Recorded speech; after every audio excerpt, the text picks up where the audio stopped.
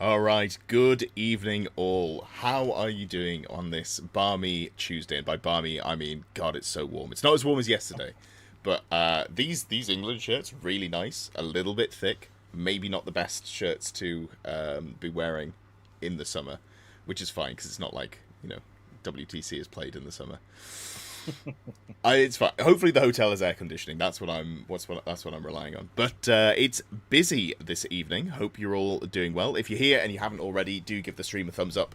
It does help get picked up by the algorithm. Yada yada. YouTuber things. I am joined by Pash, King Pash, Pash Hammer, any of the variety above. Now we're both pretty busy men. And I've been too busy to really watch any of the content that you've done about it, although it was on Old World Fanatics, and you don't respect my opinion, so you won't have watched anything that I've done. I only watch the shows that I'm on, but on those shows, I do watch them from start to finish. So they're the best content from Of what I course. hear. Yeah. Limited. Gotta get an intelligent conversation somehow, so you'll do it. Exactly. Yeah, this is the content I want to hear. Me. But jokes aside, we're here for, and let's be clear, thumbnail aside, this is the name of the series. The series is objectively correct. This is a speculative tier list. We both have thoughts. The definitive. You told me this was a definitive tier list, and it will. No, it is. So what we have to do is decide how good these factions are going to be. We're making the decision for everyone at this point. So what's going to be really fun is I'm going to revisit this in probably 3 months' time, and it might just be like a solo video or a solo stream that I do, where I go, "Gah, what a bunch of muppets," and they were completely off on this one. So we've both done. I'm assuming you've done a fair amount of testing, done a lot of thinking about the game as it stands. A lot of thinking, yeah. Yeah, and we have thoughts. Yeah, so a lot of theory crap. yeah. Missions change things massively. Absolutely huge change in that now, even if they hadn't changed the rules for infantry, I'd be a lot more interested in bringing infantry. So I think before we do anything else, we should have a little bit of a chat about what we think is good in the game as it stands. So, Do you want to start, or do you want me to start? Well, give me your thoughts, and I'll chime in. Go for it. You've obviously prepped something. I haven't, no, but I'm just happy to sit here and hold court. So infantry much better. I think the game is going to be split into different types of lists: scoring lists, killing lists, shooting lists. And you can be, that's super generic and wide, and you can be in multiple of those pillars. But you're probably going to go, I've got a lot of points in core that I'm really putting commitment into because I want to stand on objectives. I don't want to give up my scoring in terms of, like, I don't want you to kill this 500-point core unit plus 500 points of characters, so I'm going to try and keep it alive. Even if you don't come close, I'm going to score loads of points, or even better, it's a shooting unit, so I get to score loads of points anyway. Or you've got the full send. Full cavalry, dragons, Bretonians can play into this quite well. Obviously, Errantry Crusade gets more of a look in, that sort of thing. And that's the anti-Death Star list. Whether or not, whether the scale falls on that, whether lists are able to crack things, or whether the defensive buffs we can bring outweigh it. Hard to say at this point. And then, obviously, gun lines and or mobile gun lines. Looking at you, Cathay.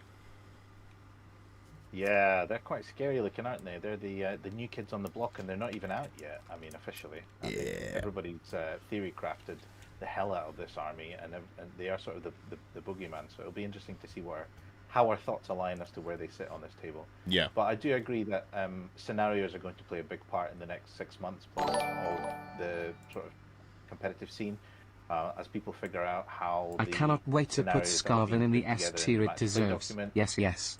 And maybe Lizard Men still myth. What combination of different secondary objectives, secret objectives, all of these bits and pieces, how they look. Yeah. So I think scenario play is going to be interesting. People are obviously going to be playing with different versions of new lists. It does feel like an almost new edition, doesn't it? Like there's so many things that have changed that it feels like it's like I've seen edition changes that have felt smaller than this 0.5 change that we've got now.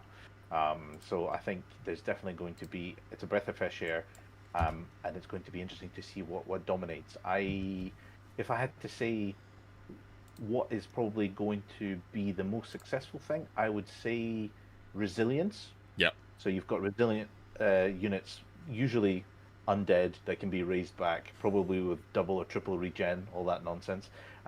Resilience and mobility. Mobility is probably going to be key. Being able to go and sit on an objective, being able to sort of skirt round and still survive and get those extra points, I think is going to be definitely a big factor in the next 6 months plus, and we'll see how that pans out. Yeah, no, absolutely. I think that's fair. I think there are definitely things you can do.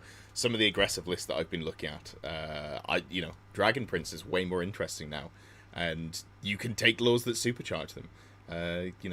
Dark Magic is just really nice if you want to really crush a block of infantry.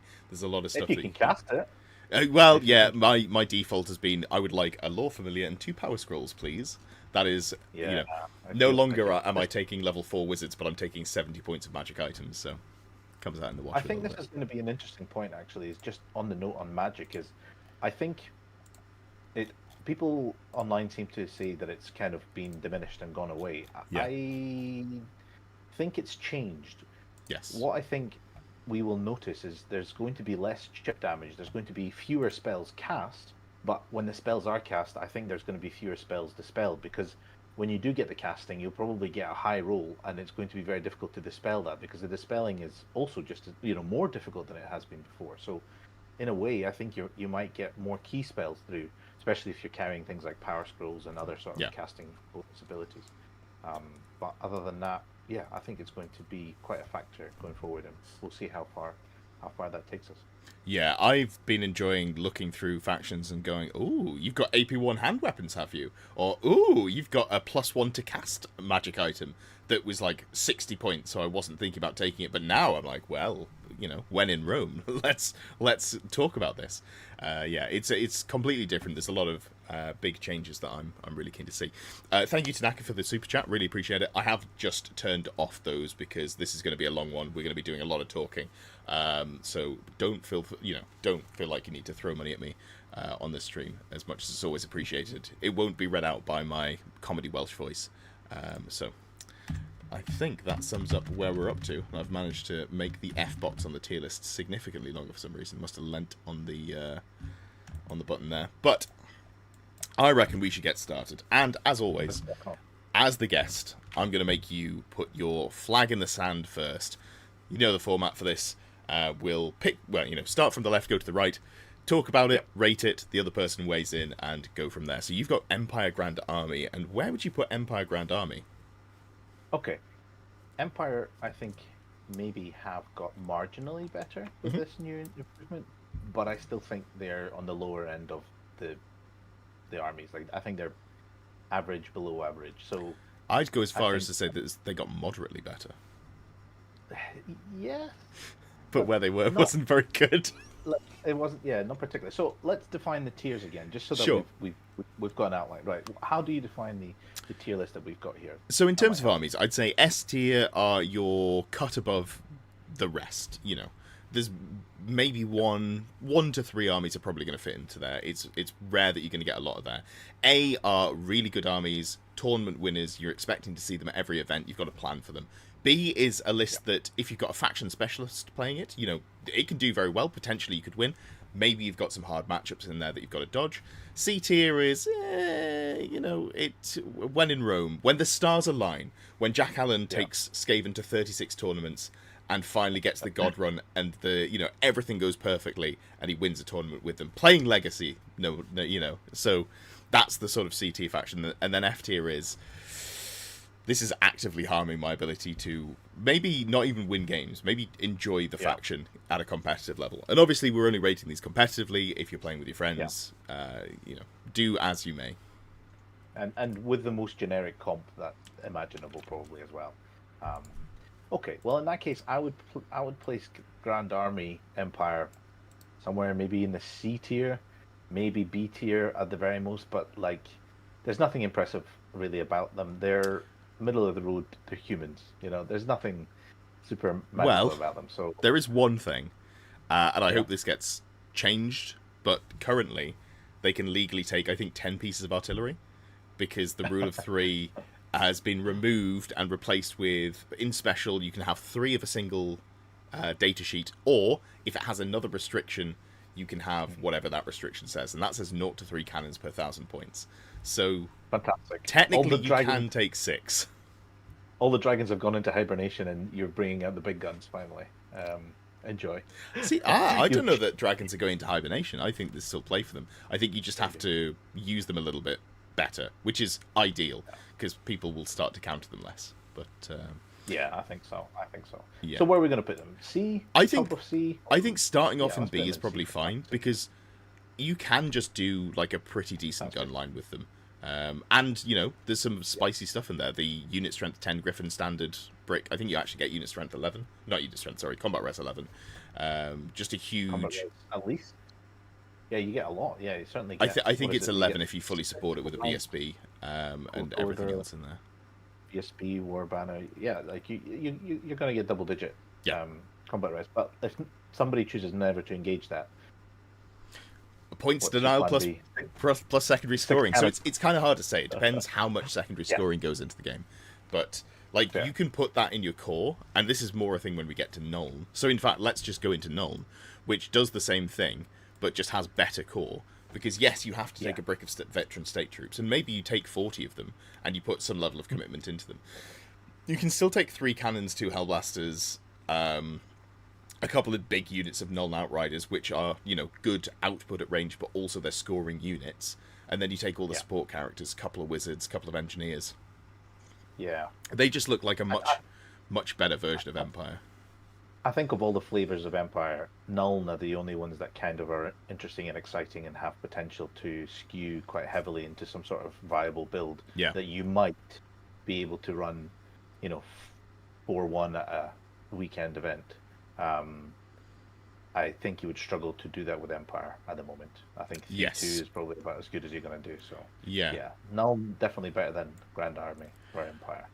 Which, you know what, I think that actually probably puts Grand Army back in C if we're putting Nuln sort of towards the top of B. I think they're a really solid B tier army, or maybe verging into the bottom of A, but I feel like they might struggle with some of the resilience armies, because you can stack a lot of modifiers to hit at range, which is something that if you're running a couple of units of Outriders and a couple of Hellblaster volley guns, you really don't like. All right. Yeah. What about Knightly Orders? Everyone's favourite way to play Empire. I have never seen Knightly Orders on the table, virtual or otherwise. I've played them once. Maybe twice. Well, that's the thing. Like, I'm sure they exist on paper, but like nobody has ever got excited about them, and I don't know really why. Because to be honest, to me, they sound quite interesting. Yeah. But again, I think they're just not figured out. There's not a clear path to victory there. Maybe you can create something that will, you know, get some standards, get some objectives and bits and pieces. But it feels like a very uphill battle, that one. I think that's more of a fluff choice. I actually think it might be better. So I know I said I don't think dragons are bad. I think they just take more investment now, but I think we're going to see less dragons. And one of the big things that Knightly Order suffer from is there's just nothing in there that even worries a dragon a little bit. So because you haven't got that, you kind of just have to do something else. And also the lack of wizards. But wizards are a little bit less good. Dragons are a little bit less good. And big infantry bricks are a lot more good.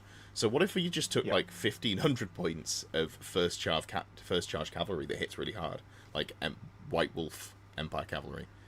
And this is maybe not a singles list. Maybe this is a teams list where you go, you know what? Actually, I'm going to break the 2 undead armies that are 100% going to be put into the format, because everyone's going to be bringing some version of Tomb Kings or Vampire Counts, and it deals with that relatively well, I think. I hesitate to say relatively well. Yeah. So I think it's just not the first thing that you think of when you're going like, okay, what am I going to take against undead? Yeah. Knightly Orders. That is exactly the number one list that I want to take. Yep. We could be wrong. It could be, you know, due to lack of experience. I think it's the worst of the 3 Empire flavors. I don't disagree. The contrarian inside me wants to put it above Grand Army. I'm not going to, but because I struggle to see a reason to take Grand Army when all of the stuff I want in Grand Army is in Nuln, apart from the wizards. And I'm like, well, this is at least doing something different. But I think they're interesting, and I want to see people play around with them. Yeah, I'd like to see them more on the table. Yeah. It gives me nice, easy wins. Yeah, I was just about to say the same thing. You get very confident. God, it would suck when you lost to it as well, because you'd go in so confident, and then you're like, It happens all the time. Yeah, that's yeah. That's the games that I lose most of the time is the ones that I think I'm going to win easily. Oh yeah. You should never get overconfident. For anyone who doesn't know Pash is a very middle of the road player who has won 1/12 of his events this year, as he was telling me before we went live. No, 2/12. 2/12. You said you won one this year. Yeah, and I've done a few podiums. And then you said you've been to 12 events this year. Don't walk it back. Yeah. Our relationship is built on mutual abuse. So, mine to your face, yours behind my back. It's the only way to play. That's fair. I don't, I respect it. That, and in the section, I do enjoy a bit of trolling there too. Absolutely. Good to see. Good to see. Perfect. Well, so Empire are firmly cemented in the B to C tier, but honestly, there could be something in there that bumps it all up a tier. I could see, Nuln maybe being A tier because, gunlines are good into slower stuff, so maybe that is good if we're seeing a lot of slow stuff. And then if we're seeing a lot of slow stuff, maybe Empire, Knightly Order goes up as well. But, I think tentatively putting them around there is probably fine. Dark Elves! Dark Elves, right. So what do you think? Do you think they've improved, or do you think no? No, I do improved? not. Because in my mind, there were two builds for Dark Elves.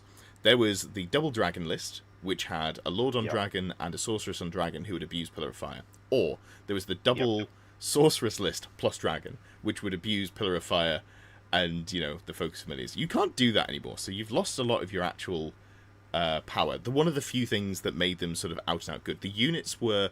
There was 4 or 5 good units in that book, and the good ones got worse. Dragons got a little bit worse.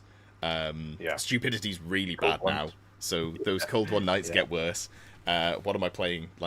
Shades, skirmish. Well, what about all this amazing Dark Elf infantry that they have?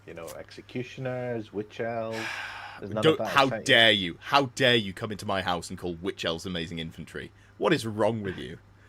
I played Witch Elves recently, and I gained a newfound respect for them, especially on the. Did you 20-0 the player? No, he beat me quite resoundingly, actually. God, you are washed. Actually, I think it was down to... I know, right? I would totally watch that. But I think he had the Death Hag with the Ogre Blade and all the tricks. It was quite an exciting prospect. So if I walk back from my fervent hatred that I have repeatedly put out on this channel about that very specific build, that is technically better, because the things that kill it, things that reliably kill T3 units with no saves, it's like Fireball, and Fireball got a bit worse, and you can stack magic resist into it. You can probably play around with it more, but you'd have to put 2 characters in there, because you're going to give the character with a 75-point magic allowance the Ogre Blade. So how else are you getting magic resist in there? So it concerns me. But I think the things that were good for Dark Elves got moderately, minorly to severely worse. They can't abuse Pillar of Fire. Cold One Riders are much less reliable than they were. I used to love putting a Ruby Ring of Ruin on just a squad of 5 or 6 and be like, do you want to come close and charge me? No? Alright, I'll just fireball you. I think they are the worst of the elves, which is really unfortunate because they're my favourite thematically. Yeah, I think I'll agree they're definitely the worst of the elves, but they're also the only legacy faction of the 3 elves, so they're bound to be the worst of the elves.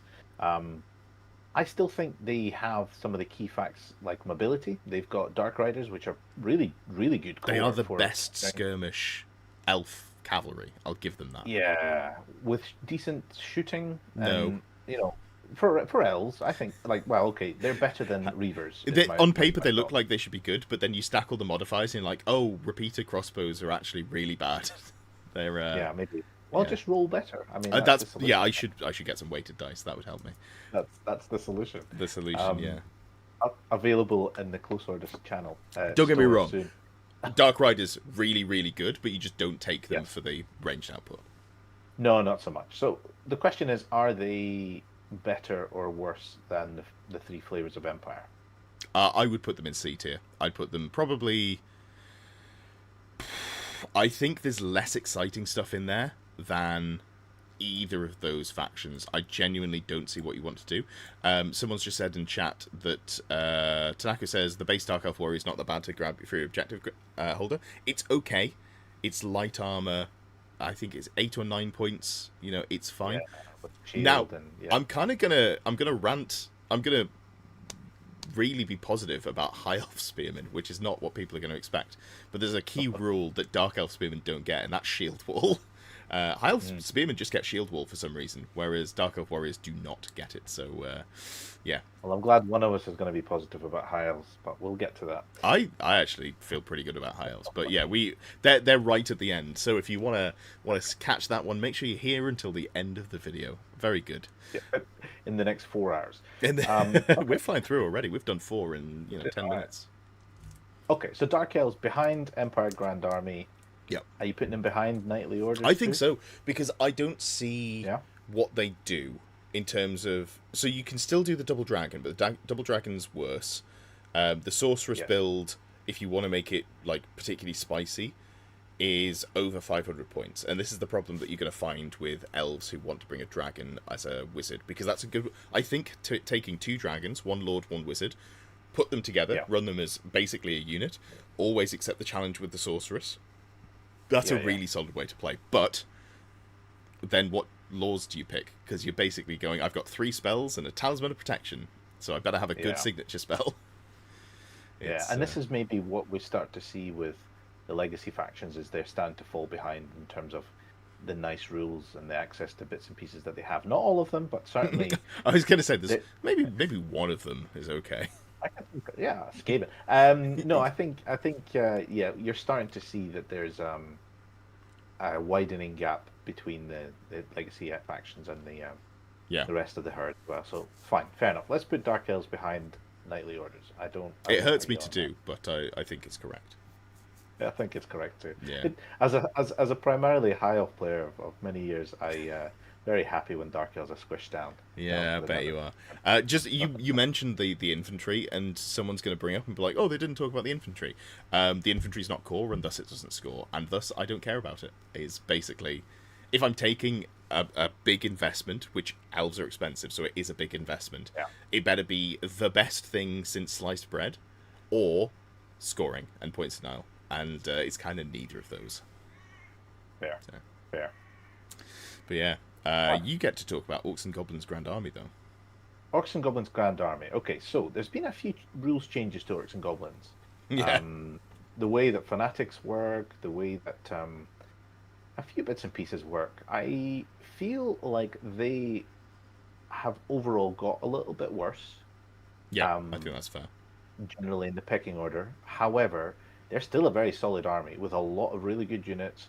They have infantry galore, really good infantry. Mm-hmm. Well, relatively good infantry. I'd say really good. That can achieve things. They still have a cheap monster rider. They still have decent artillery, and they still have cheap magic as well. So overall, I think just value for points. I think they're good. I think they're solid. I think they're an A tier. I don't know. They're certainly between A and B, thereabouts. That's where I would put them. What's your thoughts? My gut feel is sort of bottom of A, because any list that starts with 4 units of 30 Night Goblins for scoring that also has 12 Fanatics, like, that's just default pretty decent. Because then you can just put loads of artillery behind it and, Wyverns. Now, to be fair, Wyverns are very funny in that they have a strikes first poison attack, which if you're unlucky enough to hit with, which I never have up until this point, but now I will always roll a 6 on the hit, you can kill the unit champion and do no combat rest. That's not something you need to worry about, because if you're running a Wyvern into the front of a unit on its own, you deserve to lose that combat anyway. You certainly do. Fine. Yeah, you certainly do. Yeah, no, that's fair. Yeah, but I think last of the A factions, I think, they're just a solid army, and they have a lot of options, so I don't think you're going to go wrong there. Yeah. Black Orcs, solid. Pretty happy to see those as well. Thank you very much. We're still a pain, Yeah. I like them. Someone said in chat, Weird Knob stocks going up as well, because you just get +1 to cast. +1 to cast was not great before. I've been looking at Mark of Zinch on just units, and I'm like, but what if? Yeah. What if I did? Yeah. So +1 to cast just for being in a unit of orcs, I'm pretty okay with, and there's some half decent orcs there. anything that has +1 to cast now, items or abilities, has really gone up in value. I think. We might see them more, and conversely, anything with MR on it, even just MR1, has definitely increased in value. Bonus points if you get both. And we'll talk about that in due course. MR1, I look at and go, I want it to be better, but I'll probably still pay for it.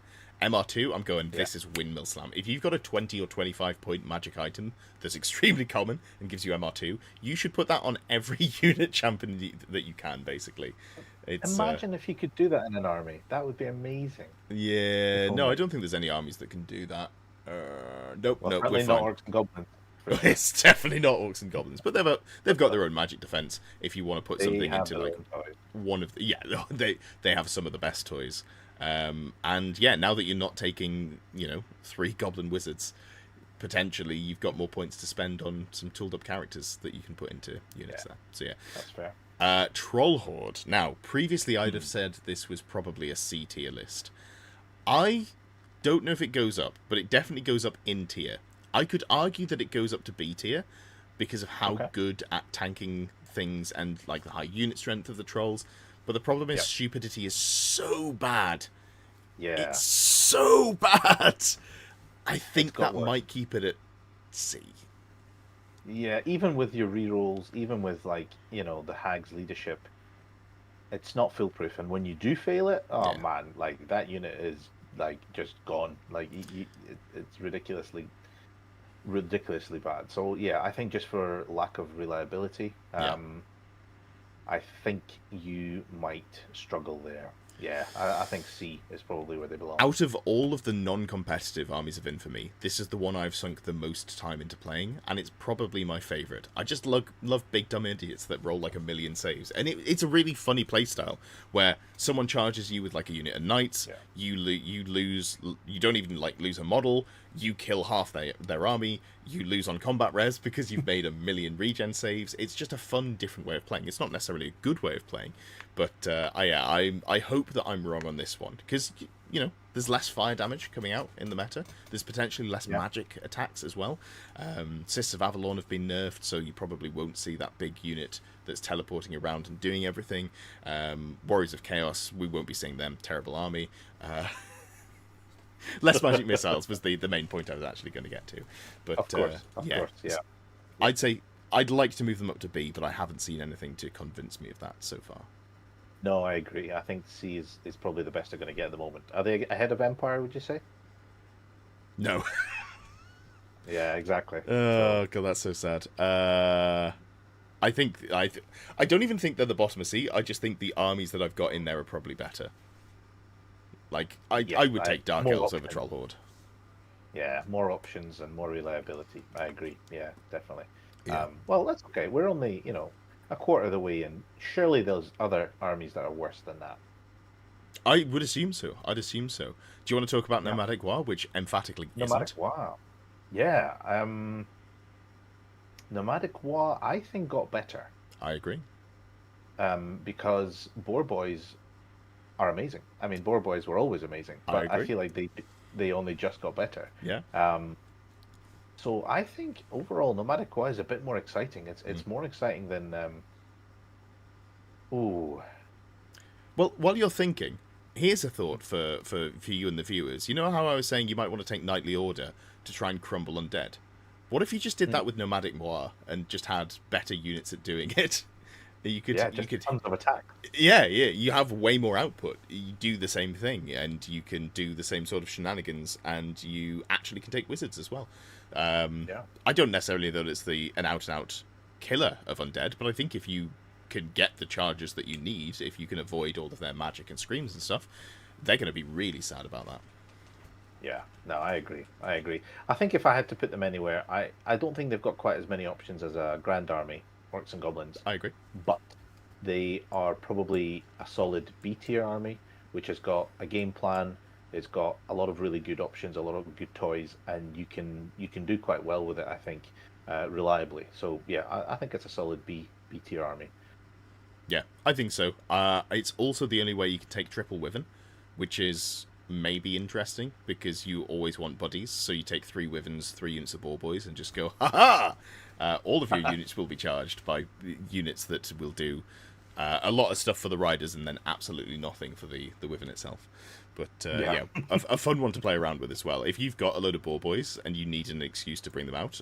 Also chariots. Oh, we haven't even talked about chariots. Chariots are way better, and this is the only way that you can get Black Hawk chariots. Now, you can't do the 2-up armor save stuff, which is fine. Yeah. But you can just go into the front, charge into a ranked up enemy unit, do loads of impact hits. And I would like this to be FAQ'd, but technically you can allocate impact hits to unit champions, and it doesn't feel like you should. But the rule that says you can't is on the character ruling, and unit champions aren't characters, so we see yet another, example of the game breaking down. So this is something that I would expect tournament organisers to maybe FAQ and say, you shouldn't be doing this, this doesn't work. Obviously, they're unit champions, function as characters in that respect. But if I bring it up here, hopefully there's enough people who are annoyed can email into Games Workshop and be like, hey, here's a really big thing that you missed. And then in about 12 months' time, we'll get an FAQ going, you know what? Characters and champions, maybe they're the same, maybe they're not. D6 it. There'll be some sort of like really same weird but different, but still the same. Right. But still the same. Very, very odd. Very, very odd. Okay. Well, let's take them into B and see how they get on. Yeah. And I'd take them to a tournament, mostly because I have them. But I'd take them to a tournament. It's that'd be a fun one. I think that's definitely an army that'd be quite interesting. Yeah. Just very quickly before we move on to Skaven, I'm being prompted by Christian to say that less than a third of our viewers have liked the stream. That's fair. If you're here and you haven't given it a thumbs up, please do. Helps the algorithm. YouTuber, all of that stuff there. Moving on, we've got Skaven Grand Army. Now, we all know that Skaven go in S for Skaven, so we can just put them in there. We probably don't even have to talk about them. I mean, we could make an S tier, but maybe a shit tier. F. Yeah, shit tier, basically. You know what? I think that maybe I would move them from F to C, because I think they play the scoring game relatively well. I think they're in a better spot than they were previously. What other game do they play? Because I'll be honest. Yeah. I like if they don't belong in F tier, I don't know what Army does. I feel I've got loads of Skaven. I know you're holding on to Skaven stocks. Yeah, so I guess I don't think this is it. I want to put them in C, but we should probably talk about the fact that Gutter Runners got absolutely punched in the mouth. They're still fine, but Poison being nerfed means that you go from getting loads of 6s and getting plus wounds, or just getting flat wounds, to not getting reliable wounds on them. And the plus wound is nice, but it's not the same as just killing Gorgons. They do have decent casting abilities with their little... That's true. Warpstone tokens are very good, as long as you don't kill yourself with them. Yeah, that's always been a Skaven problem, though, to be fair. But they're either at the very bottom of C, and that's being generous, or they're in F tier, and somebody has to hold up the rest of the table. I think that's fair. I think I want to put them in C, but you are right. What if we've got an F tier? What else would we be putting in there? Just to very quickly talk about the positives, as you said, the casting is good. Their laws didn't get, the signature spells didn't get reduced, so you're less likely to take those, which is a real pain in the backside. But you're more likely to take a Law Familiar now, so it's kind of evens out in the wash. The big Death Star that we've seen, like Jack Allen playing, that's better than it was. Because there is actual functionality to it other than just existing and being a bunker for your characters. Now it also scores you 30 points at the end of your turn and your opponent's turn. So, it's got something in there. But, yeah, I think it's fair to say that Skaven are in a dire spot and could do with being taken out back and put down, unfortunately. As much as I love them. Like a rat in a bag. Maybe one day they will come back and shine again, but that day is not today. Yeah. It is not this. I don't know. That's a conversation for another day, because that's the whole rant we get into about the way that they've done the old world. But that's fine. So we can go from one army that hates the previous army, because Skaven hate everyone, to an army that hates Skaven. We got Dwarves Grand Army. And Dwarves, I think... In fact, before we say it, where would you have put Dwarves on a tier list beforehand? I'd have probably put them fairly solidly B tier in terms of general dwarves. Yeah. I think they were there was nothing bad about them. Yeah. And there was nothing amazing about them, but they were solid. B tier was pre-FAQ, yeah, B tier. I think they've gone up a tier. I think you can do, again, the scoring game, I think they do very well. And because spellcasting has been nerfed, TMP has been nerfed, the things that counter them, they've got magic resist just across the board, so it makes enemy spellcasting much worse. They have the Rune of Calm, which is just a flat -2 to cast in a 36-inch bubble if you get it off on the top end, and you're probably not getting it off on the top end, but even like casting at the lower value, it's an 18-inch, and it's not remains in play, it's just until your next start of turn. So you've got a really strong resilience army that has lots of guns, that's got lots of mobility, weirdly for dwarves, because you've got the copters if you want to go down that route. The anvil is... I know the reaction to the anvil not being able to take runes is like, oh, the anvil's dead. It can't be T10 anymore, it just dies to cannons. I still think maybe you take one and you put it behind a building. I think what it brings is really nice. But, I like what I see in dwarves. And, as I mentioned, AP1 hand weapons. Yeah, I mean, basically, dwarves were one of the few armies that had solid infantry where you could say, yeah, these are usable. I mean, obviously... you had nothing else, so... Well, they had cannons, which, if you don't have any cannons, are good. Yeah. They can do shooting, which can be quite scary. They can have their iron drakes. They can have mobility if they go down the sort of, cart sort of route. So I think that has only got better. Yeah. With infantry getting better, I think dwarves are a little bit excited, short excited dwarf kings that are sitting there going, you know what, this only just got better. Yeah. So I think, I would agree that A tier is probably a comfortable place for them to be. I don't know if they're where they are in the A tier at the moment. It'll depend. Yes, I am not sure. I think they're up there. I think we can also just throw in royal clans at a very similar sort of tier as well. Yeah, I mean, royal clans feels like a very much that much different. Would you say? Yeah, you lagged out there, or I lagged out, one of the two. But it sounded like you were saying that royal clans are basically the same. They have a bit worse shooting, they have a bit better melee, so it just depends which axis you want to lean more on. And I think both are super fine. I'd probably, gut feel, put royal clans a little bit above Grand Army, but it's hard to say. Again, don't really know where they're here. The way you want to go. Yeah. I thought the Royal Clan Warriors were really exciting, and then I looked at the data sheet again, and I was like... They're actually, like, I think 1 point less than a Longbeard by the time you've juiced them up. And they're only strength 3. I don't really like that. Yeah. No. Strength 5 Longbeards, after they follow up, is pretty nice. I can get on board with that. Yes, that was good. That is good. But what about the Dwarf EX? Well, I'm glad you asked, because it's your turn to talk about a faction. So, did you see what I did? Masterfully rolling the royal clans in there, so I didn't have to talk about the one that I think neither of us are super sure about. That's fair. Okay, well, Dwarf they have a few interesting gimmicks. The gyro list being the most exciting version. I've played that list a few times. Yeah, and it's a fun gimmick. But I've yet to be threatened by it in the same way that I would with a normal dwarf Grand Army list.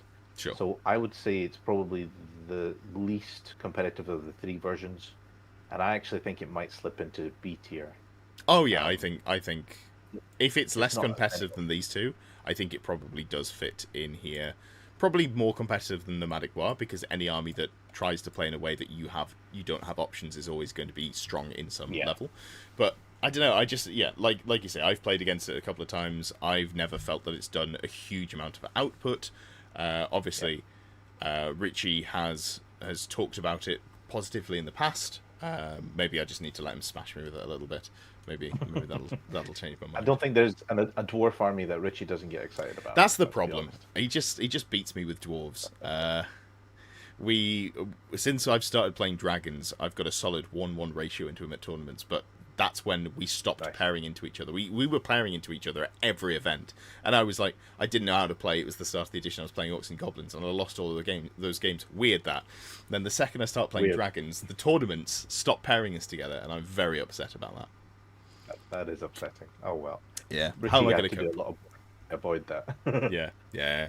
But yeah, so I think, again, all of the dwarves are probably in the right tier, but maybe not in the right position in the tier, and that's absolutely fine. Yeah. because this is if I get the tier right at this early stage, then I'm pretty jazzed about that. That's as close as you can want to be. Yeah, definitely. Speaking of getting the tier right, vampire counts go straight to S tier, I think. I know they lost a little bit, but I don't think they lost much, and I think they have some of the best infantry in the game. You're pulling a face. So, I am pulling a face because I think that vampires have got better. That before they had really solid infantry, Graveguard are phenomenal. Yeah. Zombies do what they want to do. Even the ghouls or the little poison dudes, they're actually quite solid. They have good casting abilities. They've got monsters that are workable. They've got a lot going for them. Sure. And they are the best of the legacy armies. Are they in the top 3 armies in the game, though? I would say no. Ooh, interesting. I would put them at the top of A. Yeah. But I have in my head armies that are better than them overall. So I also think they're hard to play. Like, they're hard to play well. Oh, 100%. Like, because although having said that, they'll do quite well on objectives. Oh, yeah, they will. With the, super regen, it will definitely be a factor. But I think they're a really, really good army. I think they're in the top 4. I just don't think they're in the top 3. So for me, I think top of A is my recommendation. I would normally, because I do feel quite strongly that they are one of, if not the best armies in the game. However, I do have to remember that I have Charlie on my team. And Charlie is quite possibly the best vampire counts player, not in the country, in the world. That man is an absolute demon. He is a machine when it comes to vampires. He definitely has. But just when it comes to Warhammer, man. Yeah. I think your opinion is coloured between people who mainline an army that they are probably the best person playing that army. Yeah. So if you ignore the success that Charlie's had with them, so I'm going to move them down purely because you're telling me you think they're not, and my opinion is probably coloured on Charlie. If you're watching, I want you to know I still think they're S tier, but I'm willing to cede the point and move them down. We'll go from there. If we have difference of opinion on Tomb Kings, though, I'm going to fight you, and I'll stick that one. But we've got Warriors of Chaos, and this is one that we've alluded to quite a lot. So this is your turn to talk, and I think this is one that you actually probably have quite a lot to say on. I do like Warriors of Chaos. So Warriors of Chaos is one of the 2 armies. In fact, it's the army that I've got the most experience with when it comes to world, old world, and I think it's got better. Yep. And it's one of the reasons it's got better is because a lot of armies got a little bit worse. And they have all the things that they had before are still good, but a lot of things got worse. So the things that they're good at now is they have got their core options are all viable. Chaos Warriors are now a thing. Turns out, if you held on to them long enough, they become viable. So they're a thing. They've got, they've already got Forsaken. They've got Chaos Knights, which are now counter charge. Why did they do that? I don't understand. They must have received my bribe in the mail because my God, that'll be it. That's the thing I've been waiting for. So they've got that. They now have baby dragons. Yeah. It's not a baby dragon. It's got the same output as a proper dragon, and the T5 is deceptive because you're going to run a triple save. Exactly. Yeah. People are like, "Oh yeah, it's a T5 dragon." I'm like, "You're never going to kill it. It's still going to run through you." Yeah. And you can do a double dragon list with a bus list quite comfortably. Everything that's got MR 1 or 2 on it, it's disgusting. Yeah, because as well, sorry to break in, they have a rare slot dragon. That's not a character. That's not okay.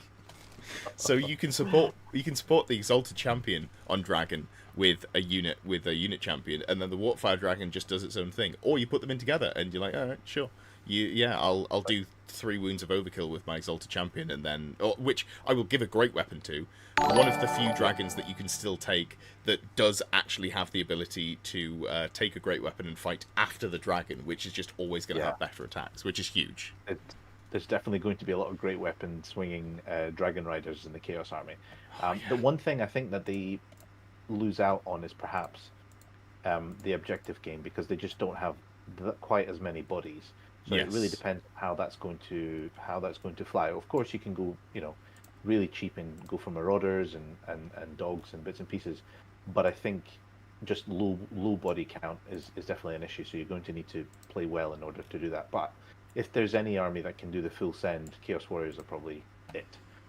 And I think it's one of the few armies that can still do sort of magic domination because of the just abundant items and abilities that they have, where they can increase their casting. I mean, they can still cast with what +4, +4 at least. Marker Zinch and Skull of Marker Catan. Zinch. And then you could give Skull one of like the Catan. Jade Wand or something, which probably feels unnecessary. Yeah, oh, very much so, but it would be funny. Yeah, sure.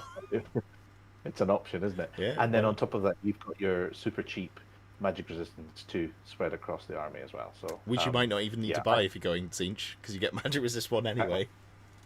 And that feels like halfway there. Like it really does. So I think Warriors are super solid. Yeah. However, I don't think they're S tier. Oh, okay, interesting. I mean, I'm willing to say they're S tier, but yeah, I think they might be. I think they might be just ahead of Vampires, but like literally neck and neck with them. So you want it top of A? Okay. I think top of A. I think. I guess it depends what the meta shakes out to be. I think Have you looked at Bricks of Forsaken as a choice? They are very expensive, but they're aggressively tanky. They're super survivable. Yeah, definitely. And you can. Their main issue before was magic missiles, and less of a problem now. Yes. So yeah, they're definitely available. I mean, there's just so many value units that they have there. It's insane. Yeah. They're definitely a favorite army that isn't the favorite armies. Sure. I guess you could. It depends how you build them, because they can do everything well, but they have to specialize. I guess is the problem with them. Yes. You can't score points on secondaries well while also wiping your opponent off the table, which is good. You can't do magic missiles well while also, I would say, having a great full send list. You've got to pick and choose. So okay, I think I'm being a little bit blinded, because when I look at them, I go, everything they have is incredible, but they pay the tax for that. They do. They are pricey, and the body count is low. Yeah. But they're up there. Oh, I mean, I'm happy to put them in S tier. I'm going to start them in S, and then when we put Tomb Kings and Bretonians up there, we'll maybe see if we need to move them back down. Yeah, it might get a little bit busy in that tier. But let's stick them up there and hopefully stay there. Oh yeah, something we didn't mention as well for vampire counts is now that you get to roll regens on everything, including your crumble tests, which it's insane. Feels like an accident, but is rules as written. So yeah, that feels like an accident that they will make an emergency patch for in 6 to 9 months' time. Emergency. I would argue not going arcane journals, 3 of the top 4 armies got buffs. Yes, unfortunately, just for that one rule. Yeah. Yeah. But again, Warriors of Chaos also benefited from that, because now you have a Demon Prince who doesn't die quite as quickly as he did before. I did see, so just as a sidebar here, I did see some people complaining about the fact that you now have, you're like, oh, you're never going to block the whole cannonball. Sure, that's fine. Like, as the player who has the regen, I'd much rather have a consistent save, so I know roughly what I can get out of it. It's very funny when I roll all of my regens, but I actually do feel bad, and you get to a point where you start apologizing to your opponent because they've done absolutely nothing, and it's so mathematically improbable that you are like, I'm not happy about this either, buddy. I wish you'd done at least 3 wounds to my dragon that's currently completely unscathed despite having taken 6 cannonballs to the face. Yep. But, it's going to cause some upset. People are definitely going to they're not going to like that rule, and I think there's going to be outcry to get it changed, but we'll see. At the moment, it is what it is, and we have to play with it. That is correct. Wolves of the Sea. I really like Wolves of the Sea. I don't think they're better than Grand Army, but I think there's a lot of really interesting angles in there. I love going first. If you're playing a pressure list, having that just sort of near guaranteed go first is going to be really good. You could avoid it previously by not having unit champions in your infantry or cavalry. everyone's going to have unit champions and they're going to have infantry or cavalry now, so you can't avoid the challenge anymore, and you can tool up to be one of the best fighters. People are probably going to put defensive items on their unit champions, so it's a double value. If you kill someone who's got, I don't know, Witch Hunter's Ward or something, you're buzzing. You're very happy about that. I think their core is very interesting. I don't like that they have Frenzy on the Berserkers, and obviously Frenzy's got worse, and they're a very slow unit because they're infantry, but T4 with skirmish and a 6 at ward save against non-magical attacks. A lot of layers of defense into things that might worry them as an army. Skin wolves are really good. If we see people go, we're going to take either bricks of infantry or lots of cavalry that has counter charge and first charge and all of the good rules, and we're going to try and crush the infantry Death Stars, if that's like a meta response we see, Skin Wolves are really good into that, because they move as fast as cavalry, or almost as fast as cavalry, but you can't counter charge them.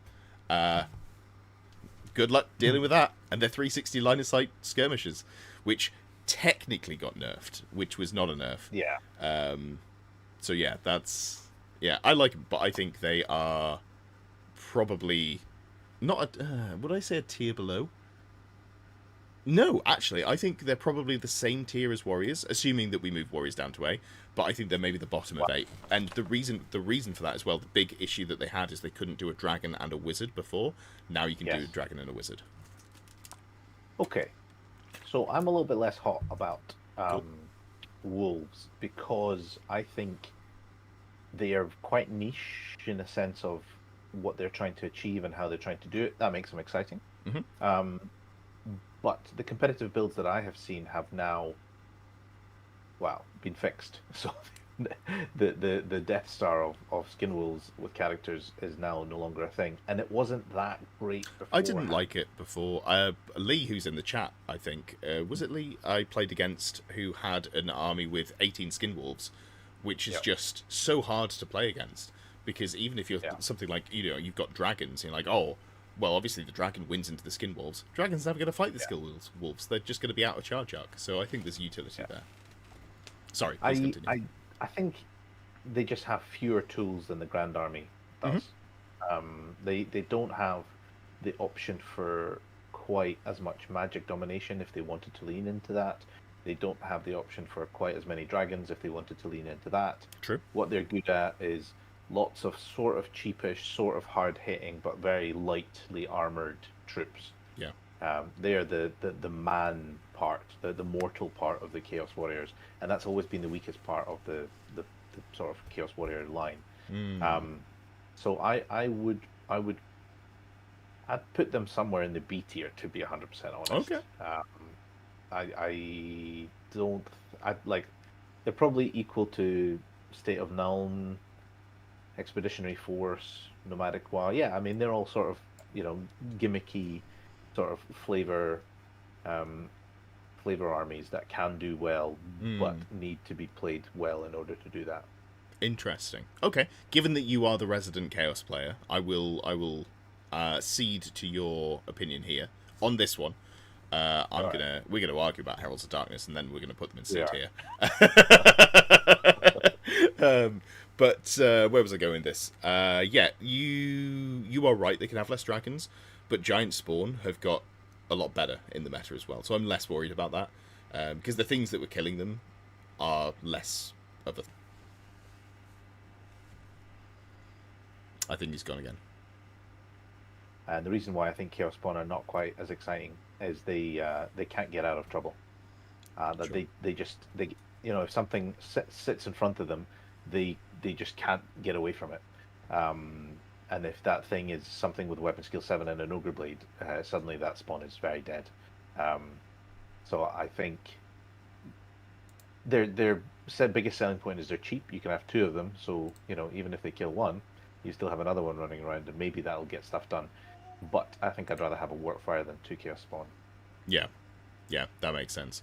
People are spamming F, but I think the stream is back up now. But yeah, basically your point was that you think that Giant Spawn have issues like not being able to get away from things that threaten them. Yeah, they can't get out of dodge. Yeah, that's a bit of a problem. Mobility is key in these sort of army lists. Yeah. All right. Heralds of Darkness. Chariots are better. You know, Chariots are better. if the armies that we're seeing are only infantry and only cavalry, Heralds of Darkness are so good compared to where they were before, because Yeah.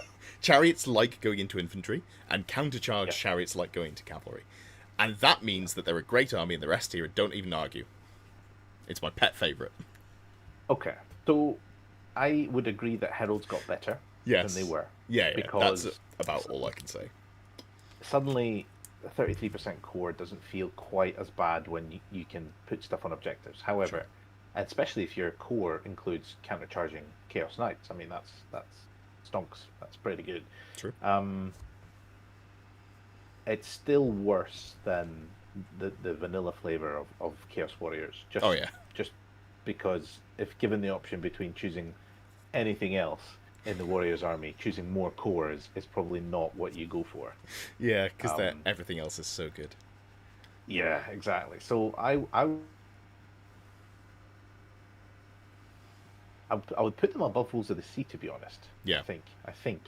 But it feels like, it feels like there's a lot of flavor armies in the B tier at the moment, and I think they sort of fit in with that. They're still good. They're still warriors, and they still have access to cheap MR, decent casting, and big stompy monsters.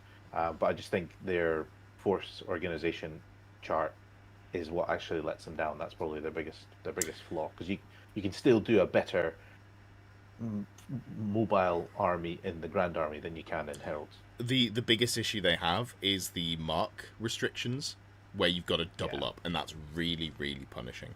So there are some issues there, because frankly, I don't want to take Nurgle Knights. I've had them run off the board too many times. That's really sad. Yeah. I could be tempted to take them as Tzeentch now, because they give me like a measurable bonus, but yeah. Okay, well, you know, I was ready, because they've been so bad for so long comparatively to Warriors of Chaos. I was ready and willing to put them in C tier. So the Chaos player has given and taken away.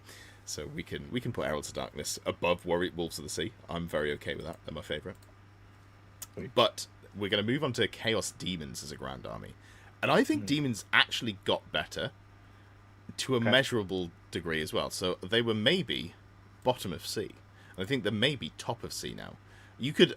There is potentially a very strong build in there that I just haven't looked at yet. But a lot of the infantry buffs they just don't get. So they do get the outnumber, but the demons are kind of expensive because you've got ward saves, and fear on there, so you're paying for it.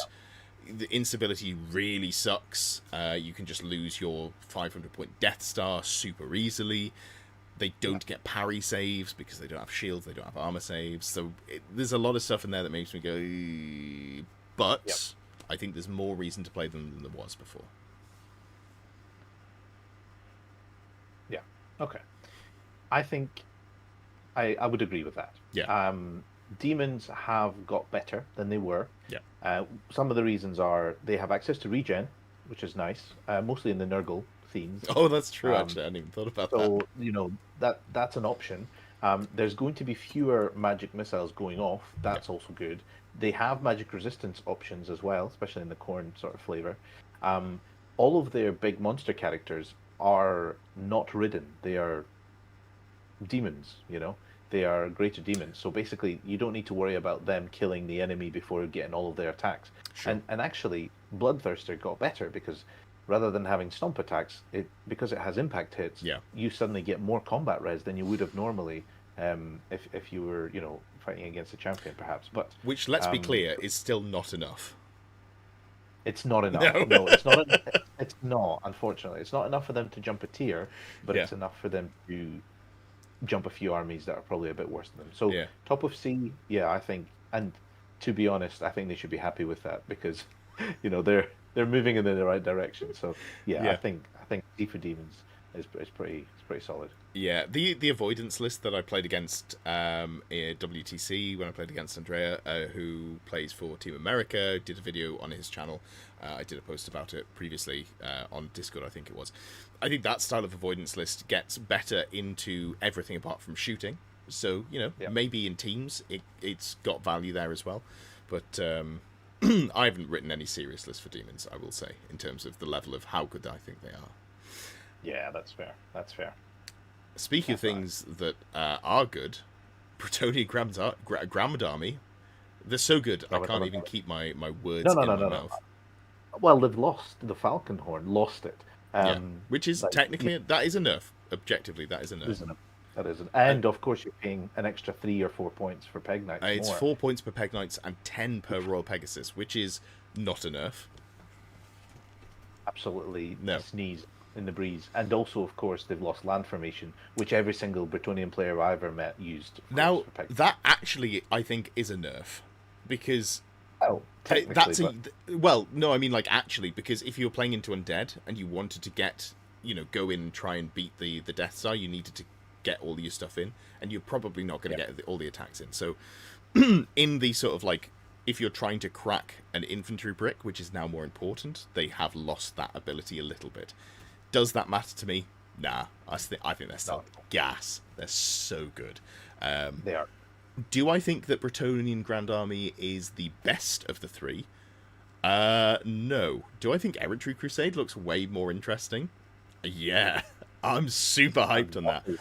So, the only distinction that we have to make, and again, this is speculative, is I actually think this might not make S tier. I think it might be A tier for Grand Army on the basis of, and this might be wrong, but Errantry Crusade kind of does everything that they do, but better. That's how I feel about it.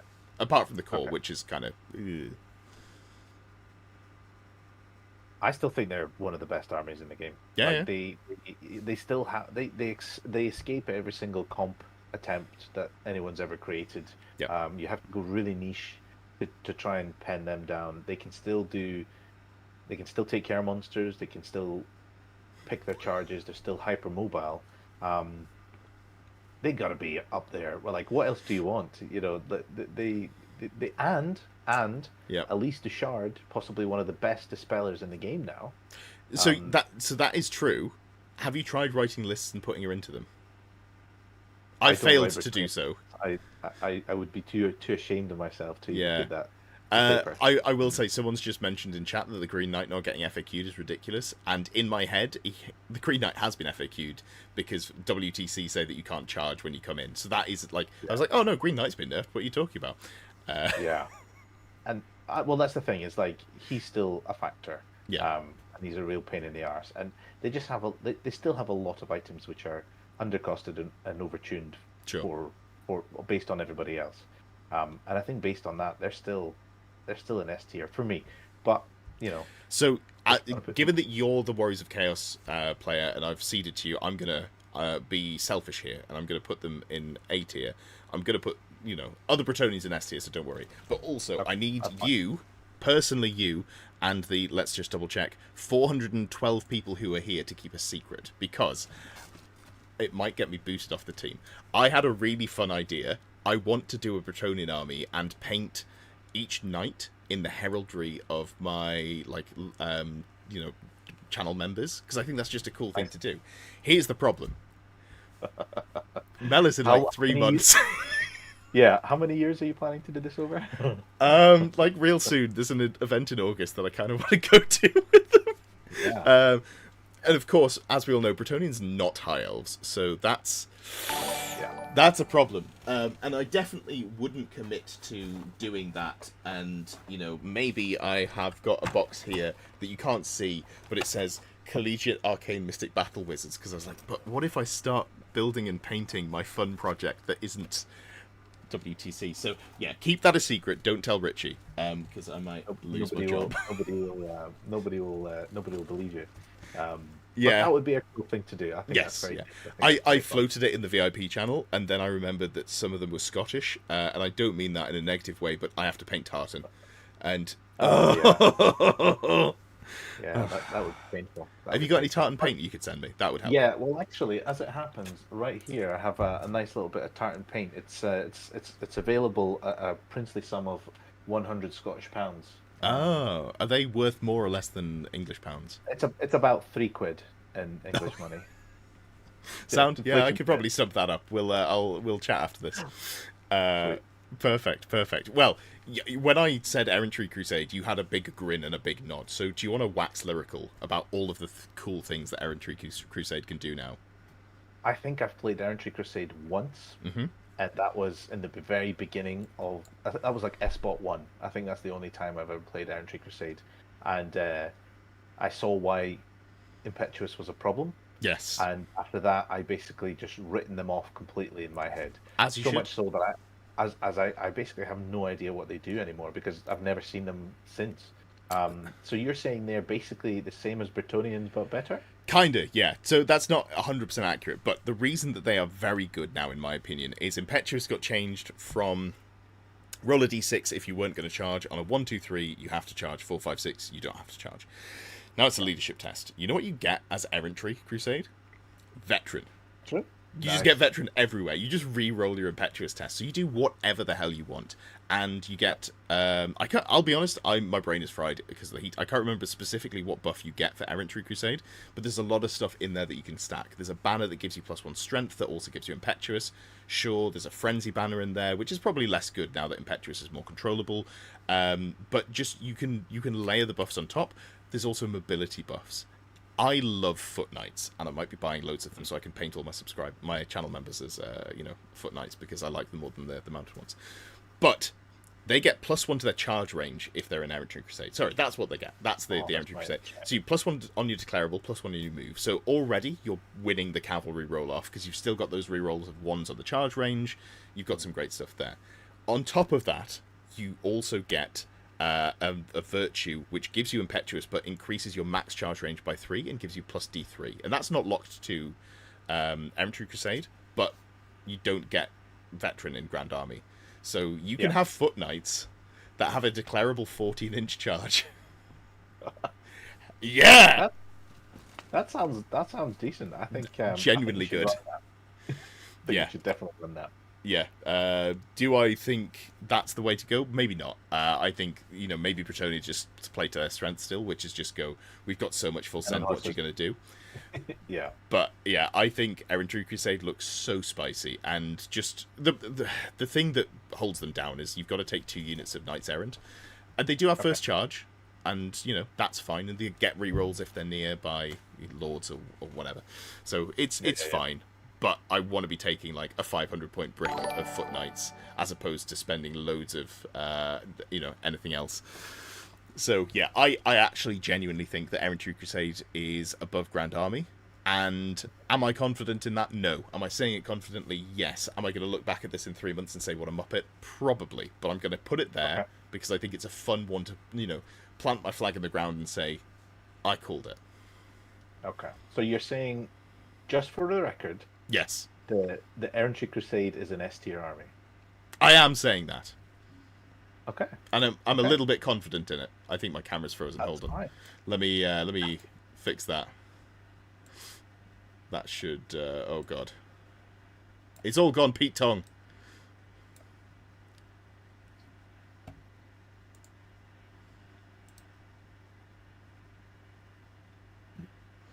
All right. Sorry, I seem to be having some sort of internet issues. Can you hear me?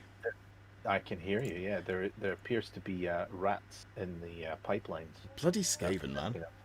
Bloody Skaven. They're always out there. I've accidentally resized the Discord screen that I'm pulling cameras from, so that's gone real well. Cool. Well, we'll just leave that there for now, and just know if you can't see my face that I'm super excited. So, that's just it's not loading the camera, but you know what? I'm happy. I'm happy. You're happy not to see my face. Happy. Do you want to talk about Exiles? Because I get the feeling that you might have thoughts on Exiles. Yeah. So Exiles is the flavor of Bretonian that I'm most comfortable with because I see them the most often. They tend to do everything that Grand Army can do, but a little bit better. The double cannons helps. The Green Knight is a factor, and having the veteran and the axe and all these other little toys definitely put them up there with one of the best armies that you can have. Now they've taken a bit of a pasting with the Vanguard banner, not really allowing you to charge from turn 1, but I still think they have all the toys, and if played well they can do really well. I would put them above Bretonian Grand Army. I don't know if that puts them in the top of A or the bottom of the S tier, but I think if there's already one Bretonian flavor in the S tier. Can it really hold two? I think yes. I'd put it up there with Errant True Crusade. I think if any faction is going to be S tier, like any Bretonian army is going to be S tier, it's probably a better shout that it's going to be Exiles than Errant True Crusade. I'm not willing to move them down, so I think we have to put both in there. If we put both of them in there, we'll be right about one of them. There we go. Yeah, can't wait to be wrong about Exiles. Exactly. I think Exiles are a very solid bet that they're going to stay decent. They've got access to all the right toys. Yeah. It's just a matter of time to see if the meta will be the same. Yeah, I think that's super fair. Fantastic stuff. So I'm going to try and... My Streamlabs is completely just frozen. I'm just going to not touch that for a bit and see if I can fix it at another time. We can move on to a really exciting one, which is Ogre Kingdoms. And when I heard that Bricks of Infantry might be potentially coming back, I was pretty jazzed. And then I remembered that Ogre Kingdoms are probably in the same tier as Skaven. No, that's probably not fair. Maybe C tier? No. We've got to use F tier for something. We have to use F tier for something. Now, are they better or worse than Skaven? I think they're better. They've got cannons that are chariots. Yeah. They've got characters that hit real hard. They can do a Death Star, which will score them points. Mornfang are a thing, and Stonehorns are a thing. Yeah, I would agree. I think they're in the bottom tier, unfortunately. Yeah. But they are better than Skaven. They just have access to more tools. They have a lot of weaknesses as well. But yeah, I still think, unfortunately, they're better than Skaven. So yeah, I would put them at the top of F. Top of one tier. yeah, that seems reasonable to me. But they're the top of one tier at least.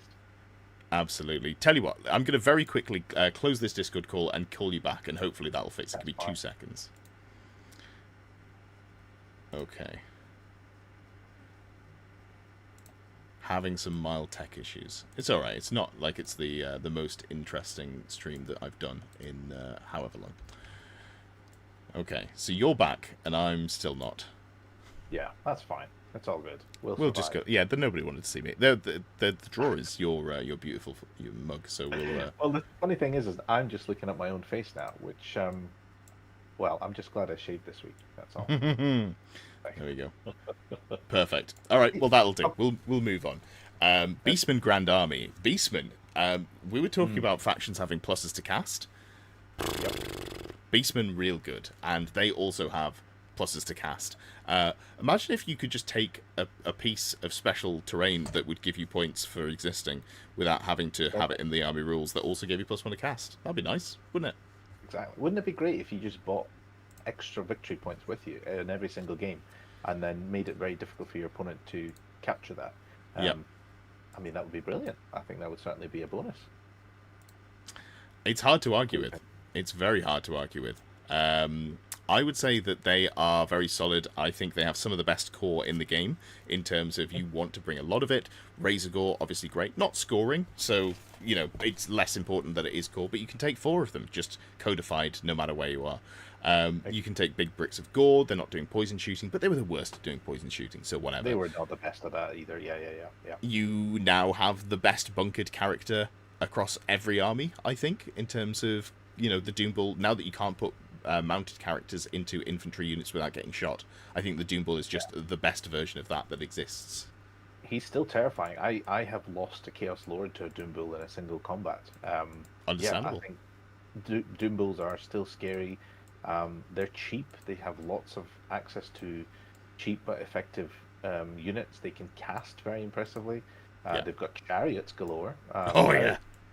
They've got decent enough infantry, at least for cost basis. Yeah, I think Beastmen are up there. I think they're competitive. I think they got better since their AJ, but also since the FAQ change.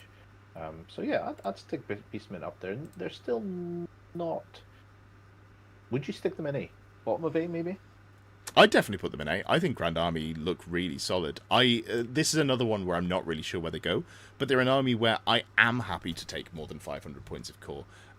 I could very comfortably take 2 or 3 scoring bricks and some chariots and some Razor Gore, which are basically just chariots as well, and be very happy about all of those things. So, I'm less bothered about the fact that they don't have a dragon and they don't have, the things that would have been good previously, the cavalry. Now it feels like Beastmen have had, like, I think they were already a decent faction, one of the, like, more consistently decent factions pre 1.5 FAQ, and now I think they've just got better from that. I would wholeheartedly agree. I think that's the appropriate place for them to be. So, yeah, Beastmen stonks are up. Yeah, you know what isn't up? Bloodherd. I'm so sad. I think, and this might be an overreaction, Bloodherd might be C tier. Now, Motley Crew, you can no longer have a unit of 2-up armor save Minotaurs, and thus my love for the faction is dead. Yeah, it's unfortunate, isn't it? The rumors that Wizards were going to be dead meant that I was really keen to play some whatchamacallit, some Bloodherd, and yeah, it's not happened in a way that's meaningful at all. So I can't see a reason to take them. I don't think Minotaurs are super good, and if you do like them, you can just take them in Grand Army, because you're taking a Doomball. Exactly. So now, where would you put them in C then? Are they better than Empire or worse than Empire? They've got to be worse than Empire, right? Yeah. Are they better than Empire? The Dark Elves, maybe? Oh, I think no, because like baseline Dark Elves at least have a dragon. I know dragons aren't what they used to be, but they are still dragons. So are they even worse than the Troll Horde? Probably. Actually. Yeah, because Troll Horde at least has survivability. Minos are really squishy. Are they still in C tier then? But they've got so many good rules. Yes, but you can't see how sad I look, but I know. I can feel the tears streaming down your face. I think they've got Herdstones. I think they've got enough stuff in there. It's very hard for me to say out and out that this is like actively harming you. I think you could go 3-2 with Bloodherd at an event. You lean more on magic resist. Yeah. Yeah. I think I would agree with you. I think it's possible. More so than Ogre Kingdom. So yeah, okay.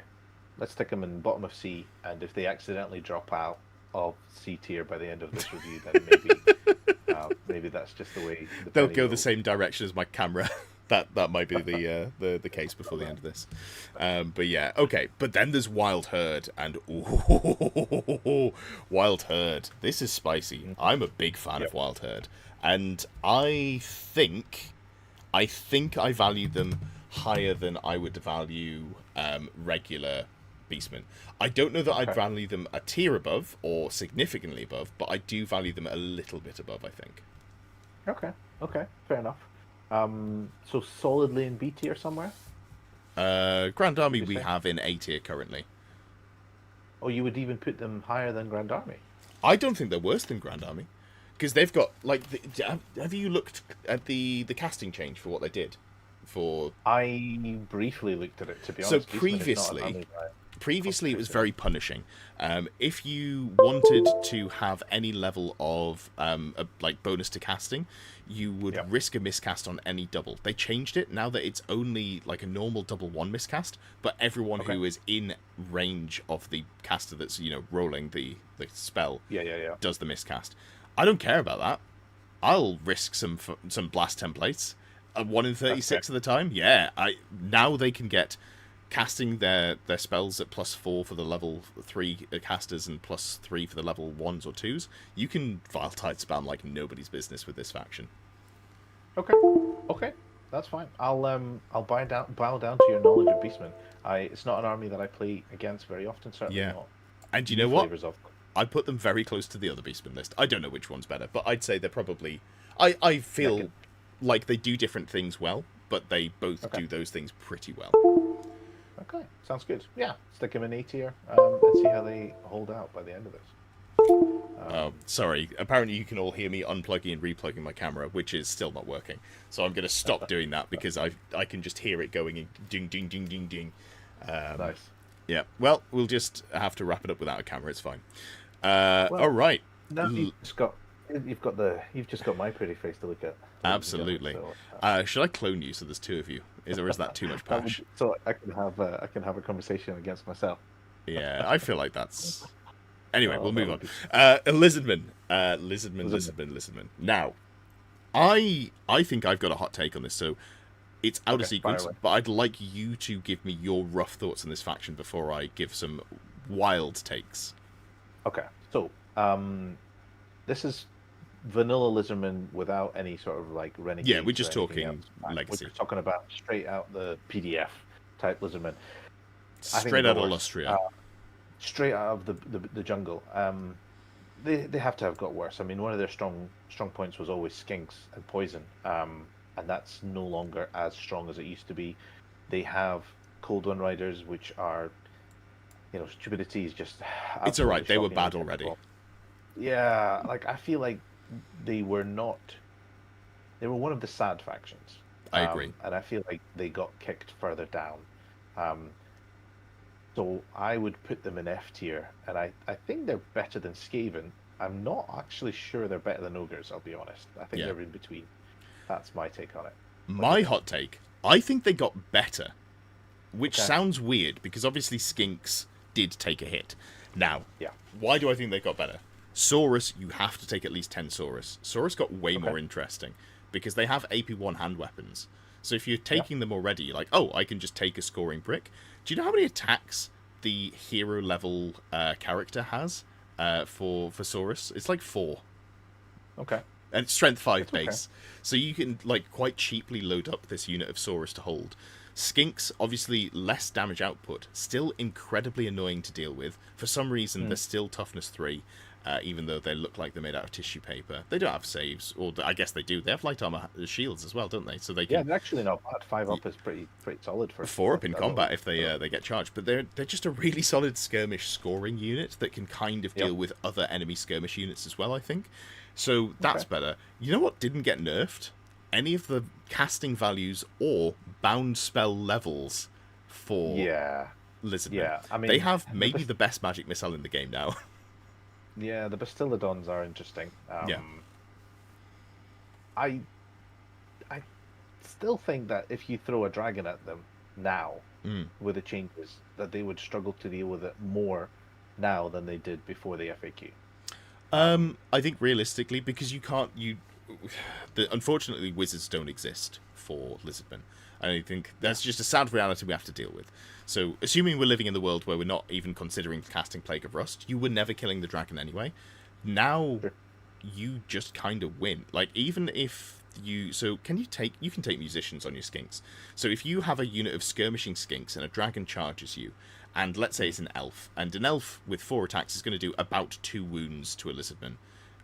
If you're lucky, you'll do 3, but let's say you do 2 wounds. So you have 1 wound, 1 overkill. That's 2 combat res. You will bring potentially, like, I guess maybe you start putting standards in. It's probably not worth. But, like, you outnumber as well, so you've got some flat combat res. There's a world where you just win combat with your skirmishing skinks. You can also be ranked up with Open Order if it ends up that you don't need to do damage and all you want to do is sort of, like, move around on objectives and stuff.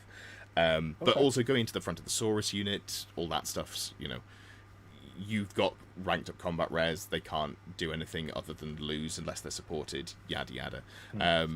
Yes, they don't kill the dragon, although the characters on the Carnosaurs are pretty happy to do so.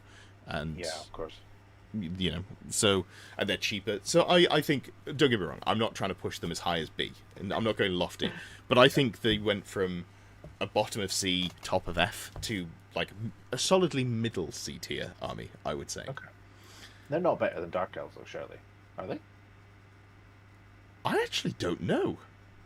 Interesting. Because so you put them, I quite like... You can take Temple Guard in core, and there's maybe a world where you just go... And again, maybe this is Team's Head, where you just go, I'm just going to take 1,500 points of core, and here's a big Brickosaurus, here's a big Brick of Tomb Guard, here's a couple of characters, and then there's some skirmishing skinks to sit in objectives. I think that does something that... Dark Elves I'm looking at and going, I don't know what direction to take you in. Yeah. Okay, fine. Okay, put them next to Dark Elves. I think they're they've got potential. I mean, I have put them behind. Dark Elves have dragons. I've just said it out loud, but I'm not a madman. So yeah, Dark Elves have dragons. Yeah. Okay, fine. Let's stick them in C, and see if they stay there. This Blood Herd is starting to look less and less C-like by the minute, but no, that's fine. I've just argued Lizardmen to higher than they were previously. I can live with Bloodherd going down to F tier. That That's a sacrifice I'm willing to take. Friendship ended with Minotaurs. Saurus Warrior is my new best friend. Cool news. Speaking of elf factions with dragons, which is, spoiler, all elf factions, wood elves, and I have been a renowned wood elf dragon hater. I have not thought it's been good. I now think it's good, because the thing that I was worried about, which was poison shooting, doesn't exist in the way that it did before. And you can put a triple save on it. And you do go down to a 5-up armor save and best, but I don't care. I'd rather have a 5-up, 5-up. So, yeah, I can absolutely live with that. I think Grand Army are so hard to rate because poison shooting, that you no longer take Hagbane tips. You actually have to think about what you put in. So I've skewed more towards melee wood elves, which I think they kind of do well. But this is maybe not the way that you build melee wood elves because you've got the wild hunt detachment. So the funny thing is I actually think you might be onto something when it comes to melee wood elves. Yeah. Because they have some pretty hard-hitting units. The hardest. They have a dragon. Yeah, of course.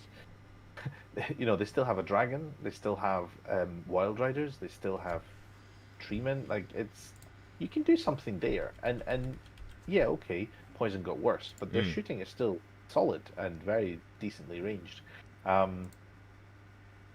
I just don't know where they sit anymore. No, it's so hard to rate them.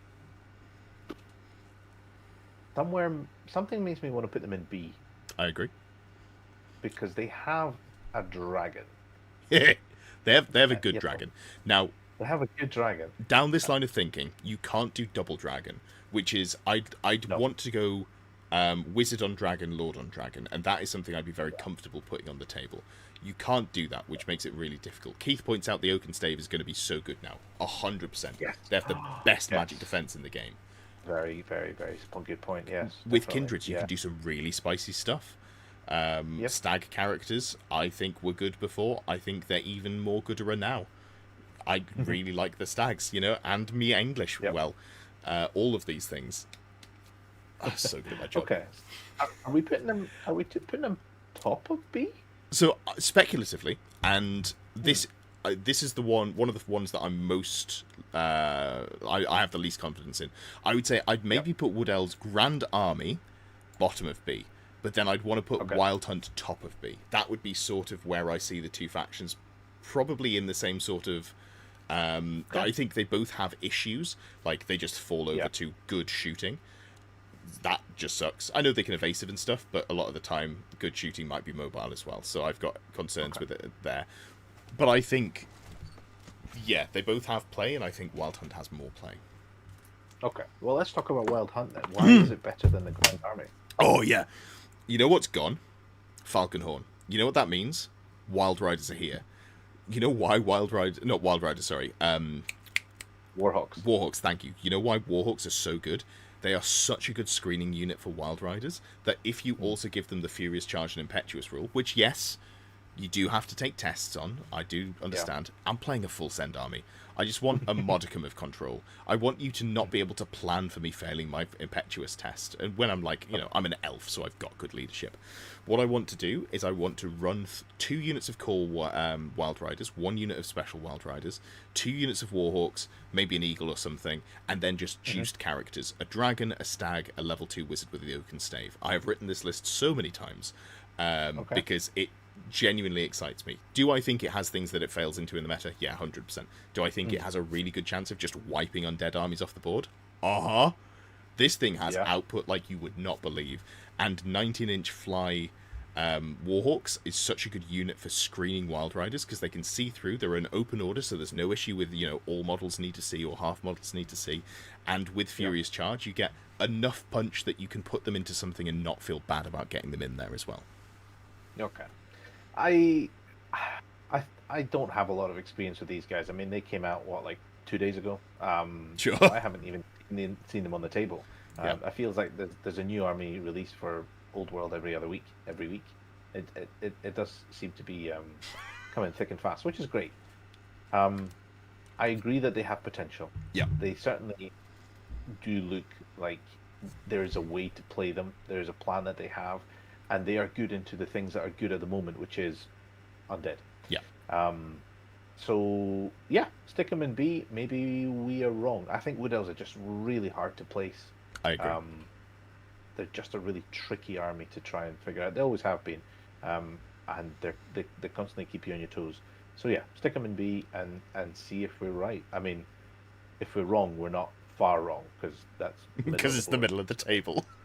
Yeah, exactly. So we're just or thereabouts. As a very quick point as well, I think the arrow debate is really interesting now because it was solved like a week in to the old world releasing, where we went, oh, hold on, I've done some maths, and into the things that you want to shoot, poison is better in 95% of all cases. I think it's now really interesting, and I like the I think they're called True Flight arrows, the one that give you quick shot and is it ignore cover as well? They either ignore cover or they don't take like movement penalties. Or something. It's well, quick shot gives you ignore movement penalties, and ignore cover as well. And the reason that I think that is because I'm pretty all in on Wood Elves being a melee faction, a super glass cannon melee faction. But if you can play them well, it's going to be really rewarding. So I think if you're playing that sort of army, the things that you want your shooting to be able to deal with is you want to pick off enemy skirmishers, light units, stuff like that. You're not worried about punching through with arcane bodkins. Great, the skirmishers that I shot at that don't have any armor now don't get an armor save because my AP2. I'd rather just hit them more consistently and win that sort of like it's going to be Wood Elves is going to be games of inches. You've got to eke out advantages over them with the stuff that isn't doing all of the heavy lifting. So I think that's a really interesting thing to think about when you write your Wood Elf list. Think about what you want your shooting to do and then tool up in a suitable way. And it's cheap. It's 1 point per arrow. Yeah, that's certainly reasonable. I think I've faced those True Flight arrows. I think somebody I played against also had the banner that gives them multiple shots or something, and that was quite a nasty little combo that just pumped out a lot of shots out of a very small unit. If anything, the changes have made the Wood Elf roster wider because it gives people more things to explore, less things are solved, and that's got to be a good thing, right? It's good for Wood Elf players, and it's good for people who play against Wood Elves because it makes things a little bit more interesting, a bit more exciting. So yeah, let's stick them there, see where they end up. And those were the two most confident answers that I could give for Wood Elves. We're now moving on to the faction that I am least confident about, which is the host of Taliesin. Where do we even begin? I again am not confident, but I think it's just worse than Grand Army Empire. Like, if that's our metric for does it get into B tier, I'd say probably not, just on the basis that... so the thing that's really good in there is the Law of Magic. Now that there's 2 ranks in the fighting rank, if you charge your opponent, you get to make a lot more initiative tests for your opponent. Your opponent has to make a lot more initiative tests. So theoretically, you can do that. Or you could just play Grand Army, take the 15-point magic item, and then you could do that in a better way and pair it with some Wild Riders or something like that. And exactly. Yeah, so I don't see that being good. My initial thought is C tier, but I need to put a lot more thought into it before I even think about recording a full video about that faction. That's fair. Yeah, let's stick them in there and see how that sits. The C tier is getting quite busy. Yeah. It's definitely got a lot of factions there, but we're not quite there. We still have a few things to sprinkle around the tier list. Taliesin gets ambushing Dryads for scoring. That's an interesting point. I do like ambushing core now. I didn't before, and now I do. Somebody did point this out, that now ambushing has gained value just because you're able to bring it on in terms of controlling objectives and things like that. Ambushing and scouts, it has a bit more value than it did before. So it's a rule that was sort of not really thought very highly of before. Now I think it has increased in value. But is it enough? I don't know. I've got a 3-drop Seaguard garrison list. Oh, Seaguard, man. Yeah. Honestly, all right, we'll get there. We're almost there. We're almost at the Seaguard. The C in Seaguard stands for C, I think. Spoiler. we'll go from there. But we have got Chaos Dwarves in the next faction up. Yes. Who has to talk about these ones? I had to jump on the Taliesin grenade. You got any thoughts on this faction? I don't feel they got worse or better. I think they got a little bit worse because their Storm of Ash spell that they lane, it's still cast on a 10. It's so hard to get that off consistently now. And that was a big sort of angle that they played around with. I always had them middle of the board. I don't know where we did them on the last tier list, but middle of the field, somewhere around about the B. I'd be happy. All right, are they better than Empire Grand Army? Yeah. Oh yeah. They are. So yeah, they not much better though. I previously, maybe it was just I played against good players. I previously had them sort of like sitting around the bottom of A tier. I thought what they did was very good, and I think that was a little bit because I was playing dragons, and that playstyle countered dragons with the stacking natives hit, the 2 Parma save, Black Orc on Wyvern, which obviously doesn't really exist anymore. So that is worse, but I think I'd still say they're still a B tier army. Hobgrots or Hobgoblins are so cheap if you're looking for just core to like chuck on objectives. I think you might be able to give them ambush as well, but I could be talking out my backside there, so you might be right there. Don't hold me to that. It might be the upgraded version of them that has skirmish that can do that. But you can take Black Orcs in core as well, so you've got like a solid scoring core. You still have to take 10 dwarves, which is sad, but is what it is. I'd say bottom of B is the best part of Chaos Dwarves is the orcs. The orcs, yeah, always has been, baby. And I guess orcs are an A, so these guys can't be that far back, right? How much worse can you make? Well, you can't take fanatics or doom divers. Yeah, true, and they are pretty solid. Okay, so you're sticking them solidly in B then. I'd say maybe bottom of B. Like, I feel like they definitely have play, but I think they need to completely redesign how the list plays. I'd be interested to see how that goes. Yeah. I think they're middle of the road. They're not terrible. They're not amazing. Middle tier seems about right for them. So yeah, time will tell whether they are better than we think or worse. Again, if they're in the middle, they can't be that much better or worse than.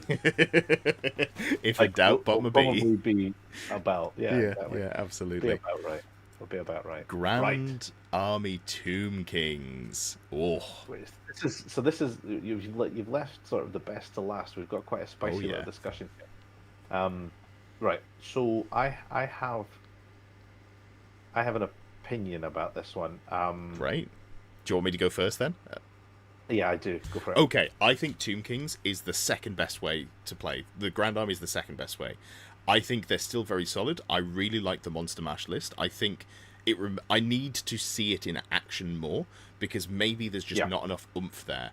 But you have 4 monsters, 2 dragons, and you can go 2 Lords on Dragon and a Mortuary Priest. And then you just take core. You take core with a reserve move banner, and then you take core that don't care about reserve move. Everything else has fly. And you go, cool, I'm mobile. I don't need to cast spells to actually have my punch.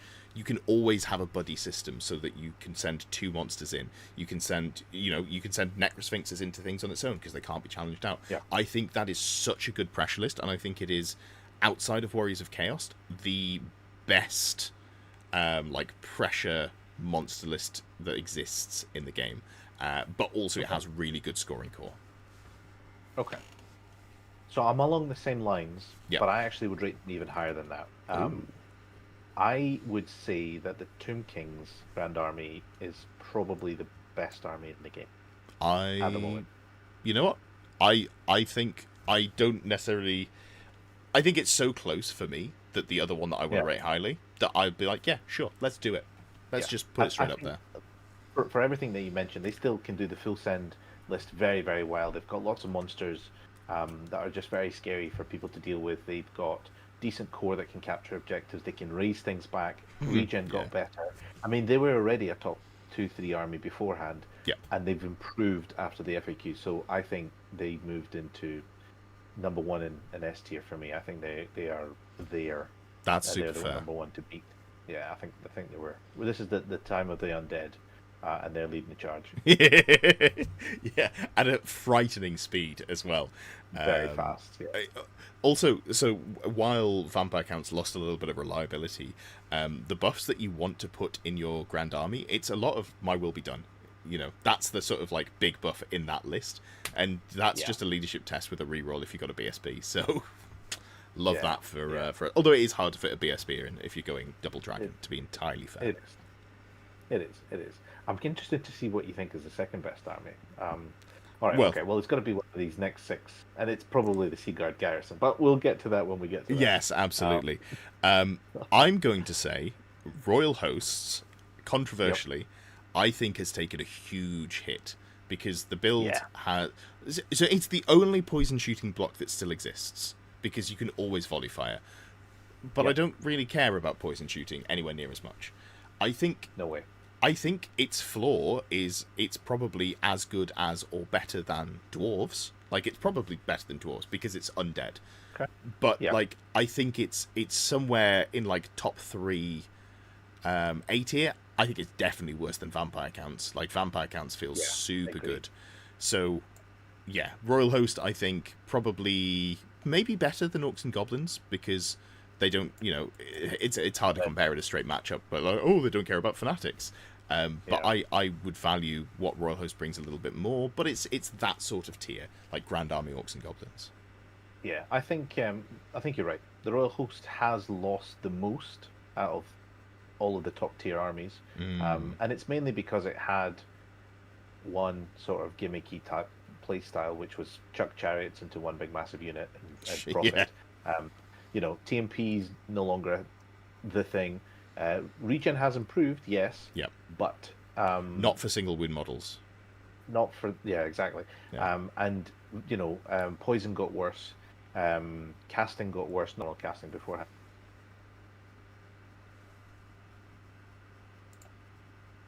Just shoot the hell out of those chariots out of the units, and I think that is a big major issue. You definitely drop the chariots. Yeah, I think they've lost a fair bit of their power. Yeah. But they are still undead. They are still Tomb Kings. They still have access to a lot of really good weapons. So yeah, they're somewhere in the A tier sort of area, but they're not an S tier army anymore. I don't think they're the big scary skellies that they used to be. So I'm glad for that because, to be honest, I was ready to beat them. Have you played in person against that list? Not in person. No, I tend to avoid people like that. But I played against it. Our own Andy was building it, and when I subbed in at teams, just at TSN Arena, not a Team England event, I subbed in for Steve's team. Game 4, I got thrown into the Royal Host when I was playing Vampire Counts. I was like, I've got Terrorgeists. That's just a light snack for you. But yeah, I'm not upset to see that particular Death Star die a death. I don't think anyone is going to be sad to see that go. I mean, maybe someone who painted 200 skeletons. Has anyone painted 200 skeletons? Andy. I mean, I think even he's not sad. Yeah, I don't think anyone's going to be sad. So, yeah, good riddance. Good still riddance. Up there, but no, not the big scary thing it used to be. Mortuary Cult. Now, I have a hot take on this one, so I want you to talk about them. Okay, so for me, Mortuary Cult were the number one army before the FAQ. I agree. Their ability to cast with plus bajillion on top of all the raising that they could do was just game breaking, really. They had a lot of really good rules. They had a lot of really good abilities. All the undercosted units that the Tomb Kings have, and they were just overpowering. So I think for me, Tomb Kings Mortuary Cult were the number one army. Now, they have taken some beatings. Now, obviously, of course, the casting bonus has been increased. It's only a +1, which is still good, but it's not the +4 or 5 that it used to be on top of your casting level. So I think they're still up there, but I think the Grand Army is better than that. The Tomb King Grand Army is better than that. So it's probably still an S tier, but I don't think it's a top 3 army. So my hot take, if we think about the best armies in the game, we're talking Grand Army, which is potentially 4 undead, 2 dragons, 2 Necrosphinx with low armor and high toughness. Warriors of Chaos, which can go double dragons with low armor, but multiple saves. Bretonnians, we've got that in there. And then let's forget about vampire counts for a second, because there's got to be something that you don't match up perfectly into. 20 Ushabti just love all of those armies. So, do I think that it's out and out better than Grand Army in terms of what it brings into the general field? No. Do I think that undead are so good that you just muscle through on strength of being undead? Yes.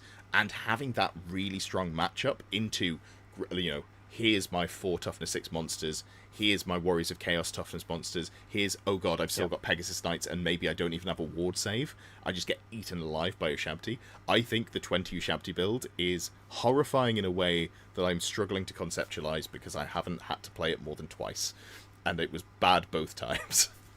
And at the end of the day, they're still undead. They don't run away. They can be raised back. Yeah. They have double regen for now. Yeah, I think they're still a very, very, very solid army, and definitely something you're going to have to plan to face against, because you're going to see it. You're going to see a lot of it. Yeah, absolutely. I don't even care about the nerfs that they took. I think that Mortuary Cult is no longer an army that leans on the casting. I think they take like a level 3 or level 4, probably level 4, and then a level 1 BSB, and then you just go, sound, let's take so much good stuff that we're just going to make your life take really the rest difficult. of the army that we've been ignoring. Or maybe we spam level 1s just for rezzing, like, you know, these, fun. yeah, loads of stuff you can do there. Just an infinite loop of skeletons, just like always be resin. Always be well, yeah, I will be taking skeletons, because of course you can take normal skeletons that just have Nikarian phalanx, so that they just lock up whatever they're in combat with forever, which, when we're talking objective markers, that's real strong, because you're always going to be the closest, because you got to stand on top of it and never move. So you take that. You don't have to take Scarab Swarms anymore, because I don't care about, you know, getting an occasional bonus to casting like that. I'll just suck it out of something else, and then I'll heal it back the next turn. Like, I'm taking big units. It's not a problem. Also, you know what? Actually, maybe I do take Swarms, because Swarms just hold objectives in a really funny way. Less so for undead ones, I will admit. Yeah. Something I should have mentioned: Lizardman Swarms, not Tomb Swarms, Jungle Swarms. They are unbreakable, and they don't have crumble, and they just stand on objectives really well. Yeah, true. I mean, it's a lot of wounds to chew through. Yeah. But I'd rather face those than the Tomb King ones. Oh, yeah. Well, I'd rather face Lizardmen than Tomb Kings. I'd rather face Tomb Swarms than, Jungle Swarms. But, you know, we're splitting hairs there, because then there's also 1,800 points of Tomb Kings that are standing behind it. So which is just going to keep coming back. That have shot me off the board because of Shabti. That's fair. How do you feel about my compelling argument on them just beating all the other S tier armies? I think they have. I mean, they can. That's the thing about the S tier, is and a lot of the A tiers, they can all contend for beating and making it, you know, at the top of a 5-game event. If the right things line up. The S tier ones you'll probably see more often. Yeah. The A tier ones, maybe with the right play, will get up there as well. And I think Tomb King's Mort Cult, is still going to podium. It's still going to do really well. Depending on the run that it has. So, stick it in S tier. I don't think you're going to go far wrong from there. Fantastic stuff. Someone in chat asked, Shinzra said, is the Casket of Souls still good? Yeah, it's disgusting. It's so good. It's one of the reasons that Tomb Kings are just disgusting, because just all of your casters get +1 to cast and a 6-up ward save, and there's so much in there. It's so good. Yeah. Now, the question is, can you turn the Casket of Souls into a frog with the frog scroll? I guess so, because it is a bound item, isn't it? You can turn bound. It's not. We'll have to check the wording, because I think it will say bound item, because it's not a bound item. It's a unit that has a bound spell, so I think probably no, but I'd have to double check the wording on that, because it would be funny though. It's a bad item, but it is very funny. Yeah, nobody takes it, but maybe in teams. No. Some people do. I've got a diehard group of people who go to events, and like all 4 of them all have to write a list that has the scroll of frog in, and I really respect that. And they submit their list to fix my list every now and then. And I'm like, wait, it's you guys. Oh no, I have to leave this 50-point magic item in that's like hurting my brain. Wow, painful. Well, it would be nice to see though. But yeah, hey ho, absolutely. Then we got Cathay. We're moving into sort of really guesstimate territory now. Cathay look pretty interesting, eh? So I think here's my hot take on Cathay. Okay. They are not as broken as people think they are. I think that they've clearly one of, if not the favourite army, because GW are pushing it, and They're trying to get into new markets, etc. Like, you can tell they are the new shiny in town, and they have all the special rules to go along with that. Some instances they've overcooked them. I think the balloons are way undercosted. But I actually think once you see an army list with these guys, they're basically warriors of chaos, but not evil. Like, that's on par. But I still think warriors have a wider roster. They have more items there. They have more ways to play it. Yeah. I think the Cathay is a little bit limited, especially with this first release. So I think they are good. I think some of them bits are a little bit too good, but I still think at the end of the day, they don't hit particularly hard in combat. They don't really scare me if you manage to connect with them, and for that reason, I think there's faster armies that can get the jump on them, basically. But I do think they are the third best army in the game. Okay.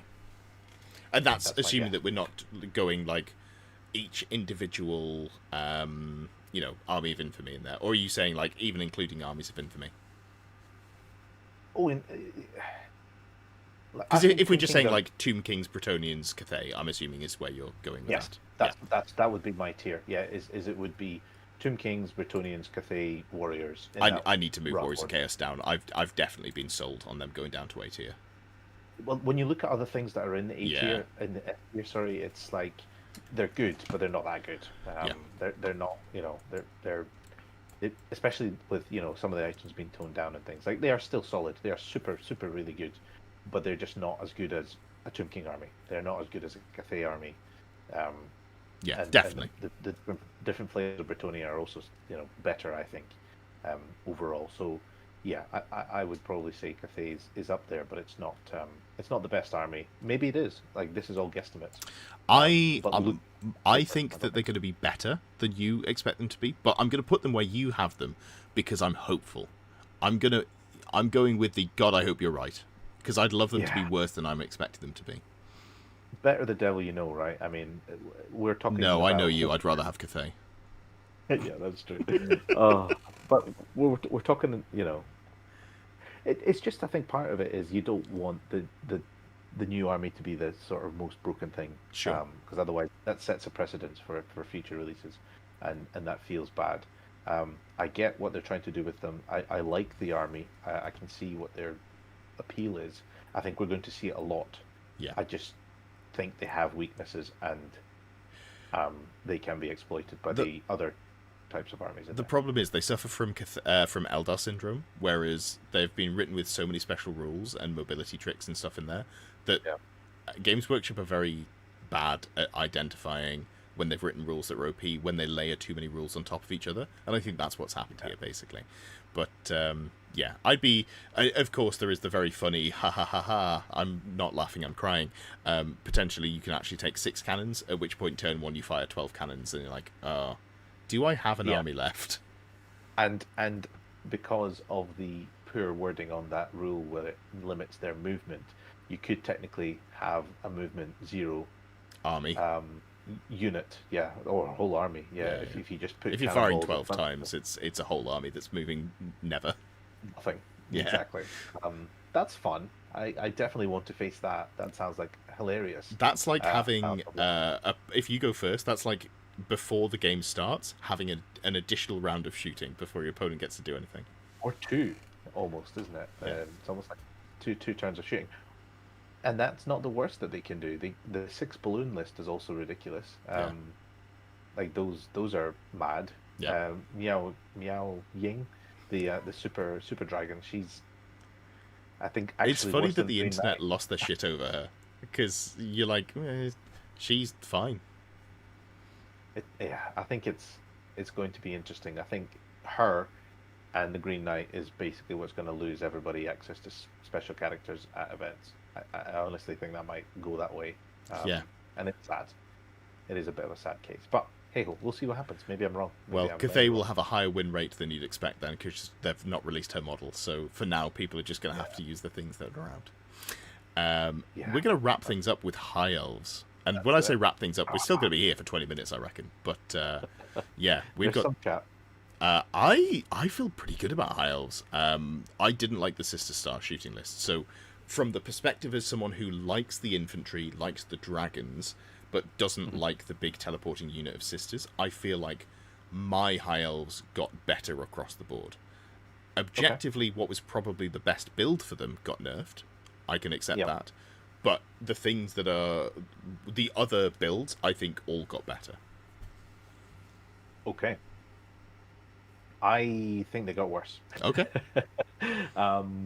So they, I mean, the good thing is in their army got worse. So the dragon got a little bit worse. Obviously, 2-up armor save was a special thing that high elf dragons had. That's no longer a thing, and not just dragons, the griffins as well would have been quite nice. Their sisters, the sister core army got worse. Because you no longer can have a BSB in there. You, it's not that, well, TMP is another thing. I never really got much use out of that, but I think and also their new Ruby, the Ring of Fury, is a little bit harder to cast now than it used to be. That actually did a lot of the heavy lifting in the Grand Army. So I think overall they did get a bit worse than they were before. So I would have put them before in A tier, somewhere around about the middle of A tier. Now, probably bottom of A tier. They can still compete. I think they can. They're good at objectives because they're very maneuverable. I just think the Grand Army has taken a bit of a slip from the position that it was before, which was not, Yeah, I don't necessarily disagree with anything you're saying. I think dragons... I wouldn't say that dragons got nerfed if you are willing to play them buddied up with something. Because the things in the meta... Obviously, Bretonians still exist. That is a shame. Sorry, everyone. I was going to say I tried, but I have no control over anything, so I don't know why I'd say that. But anyway, yeah, Bretonians still exist, and that's a shame. But the Poison Shooting Star... I can dodge Bretonian players, or like play into a draw, or maybe outplay one Bretonian player at a singles event. I cannot beat 3 poison lists consistently out of 5 games, and it kind of feels like it was moving in that direction. So I really like that in terms of dragons. So I feel like, even though I released a video saying the Age of Dragons is over, which people then were like, oh, he's copying Pash. He said that 8 years ago, or 8 months ago, I should say. Which is true, but I'm stubborn and I like dragons. But I feel like they have come back if you're able to play them without just sort of brain dead slamming them on the table. So I think dragons have utility if you're willing to play with them as not the main bully piece, but as a supportive or supported piece. That said, Ring of Fury going down is really sad, especially with magic resist becoming more of a thing. And so you can spell in combat now if you're going up against a unit. That is true. That was my answer to when people were like, oh, Ring of Fury is terrible. I was like, yeah, I'm going to have a griffin touching your wizard. What are you talking about? And yeah, as you say, the griffin is less tanky. You can't get it to a top save. So all of these things that you're saying are true. And I think it's fair to say that it's probably still A tier. With infantry, right? Because, I mean, they have got access to some of the best infantry, elite infantry in the game, perhaps. Grand Army, I don't think that moves the needle. Spearmen, I put this in the Team England chat, and I was immediately shouted down by everyone. I was like, but Spearmen have shield wall, and they're only 8 points per model. But they're the only thing... They're not my Death Star. They're the only thing that has access to shields. Okay, Sea Guard as well. Okay, 2 units. But they're essentially fancy spearmen. The only unit that has access to shields, and it has spears. So it's like you get charged, and do you forego attacks and instead have a slightly better armor save, or do you have an extra row of crappy attacks that do nothing? Elves are the one army in the game where I actually like spears. I don't always use them, but because you are +1 initiative when you're charged with the spears for the first, and then Elven reflexes, you get up to initiative 6. So I think that has utility. But normally I am just going to be using hand weapon shield and being pretty happy about that, I think. I just wish it had AP. I wish it had an AP banner like the Dark Elves do. That would be phenomenal. Yeah, we should move Hosted Taliesin up, because they've got AP on their spears. Yeah. No. That could be the winning strategy. Okay, so I would at the moment put High Elves bottom of A tier. See, I think the difference that we have is I would have rated High Elves worse than you had rated them previously. So I think I'd have had them sort of like bottom of A or maybe even top of B previously, because I felt like there was the way that I was playing them, there was a lot of stuff that kind of countered them in the meta. So, and I feel like there's less of that now. So I'm very happy with bottom of A. That's about where I feel they should go. Okay, that's fair. Now, that is the Grand Army. Let's do the meme one first, and we'll end on a high. Let's do that. So obviously when I'm talking meme, I mean Trajan Warhost. No, Seaguard Garrison. Yeah, sure. I kind of like Lothan Seaguard. Not necessarily in this detachment, because I think this detachment is bad, and you still can't do the good things. So this is probably just like straight into F. Is it F tier? No, you can win games. It's probably C tier. You can win games. Okay, so I've played around with the Seaguard Garrison. Not publicly, because I'm, don't want to be known as a... Have self-respect. Exactly. I have played around with it, and I have tried to make some tricks with it. You can do some funky stuff with...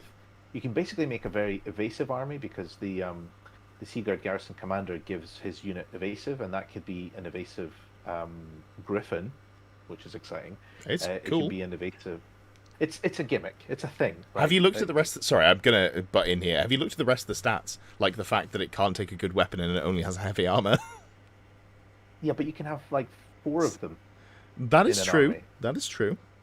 And if they're all evasive and you never really connect with anything, but then the rest of your army doesn't actually do anything. Like, yes, it can shoot, but it can shoot at crap strength with crap AP at crap ballistic skill. Well, relatively.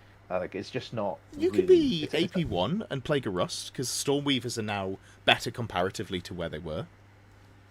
They're still not as good as an Archmage. That's true. Because they don't have Liliath. Yeah, that's the main thing that makes them. Yeah. If you're taking the Stormweaver, you're taking it, I think, for Dark Magic. I think that's the main reason you take it, really. Or if you don't have access to an Archmage, I guess. Yeah. In this detachment, it's definitely for Elementalism or Battle Magic, I think. Yeah. I think with a Seaguard list, you would struggle to win as many games as an Ogre player. Wow. Unfortunately. Okay. Like I genuinely think an Ogre list would you'd get a lot of draws, maybe, if you're lucky. Sure. But an Ogre player would actually get a few wins. So Scotland's bringing this as a denial list, is what you're saying? 100%. All evasive, just to annoy people. Got some fun tricks, but it's more of a fun army than it is a competitive one. Yeah. I would that an F tier, unfortunately. Yeah, I think I'd be more high on them if you could get more Seaguard in a unit, because you're capped at 500 points. That actually stops you. You only get to about 35 by the time you take a banner and full command and stuff. And it's like, I like Ishaya Vess, and if we're seeing infantry battles, AP1 Warbows is not bad, and AP1 Spears as well, and you've got the ridiculous stand and shoot and then reform, so I think there is play to it. So I think, for me, I'd maybe put it into C tier, but you've actually tested it, and I haven't, and I can't, in good conscience, sit here and be like, play Seaguard and have a good time at tournaments. Yeah, I think, if you take Seaguard to a 5-game event, you will have 1 or 2 games where you think this could be okay, and then you'll have 3 games which will make you consider going home early. Unfortunately, that's just the way they are at the moment. They haven't improved with the FAQ. No. You can do a really nice 2 or 3 drop list, though. So you are a shooting Death Star that will go first fairly consistently. And that is, it's not enough to like boost you up a tier, but if you are set on playing it, make sure that you're building with like maybe a couple of ambush Lothan Skycutters so you can put them in reserve and not come on.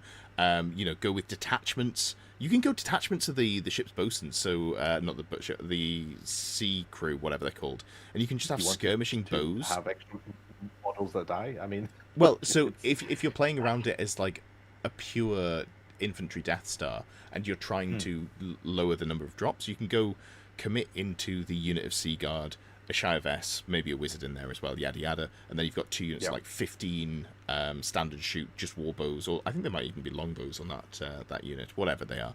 So there is something there. I just don't think the numbers work to a point where it's worth taking competitively.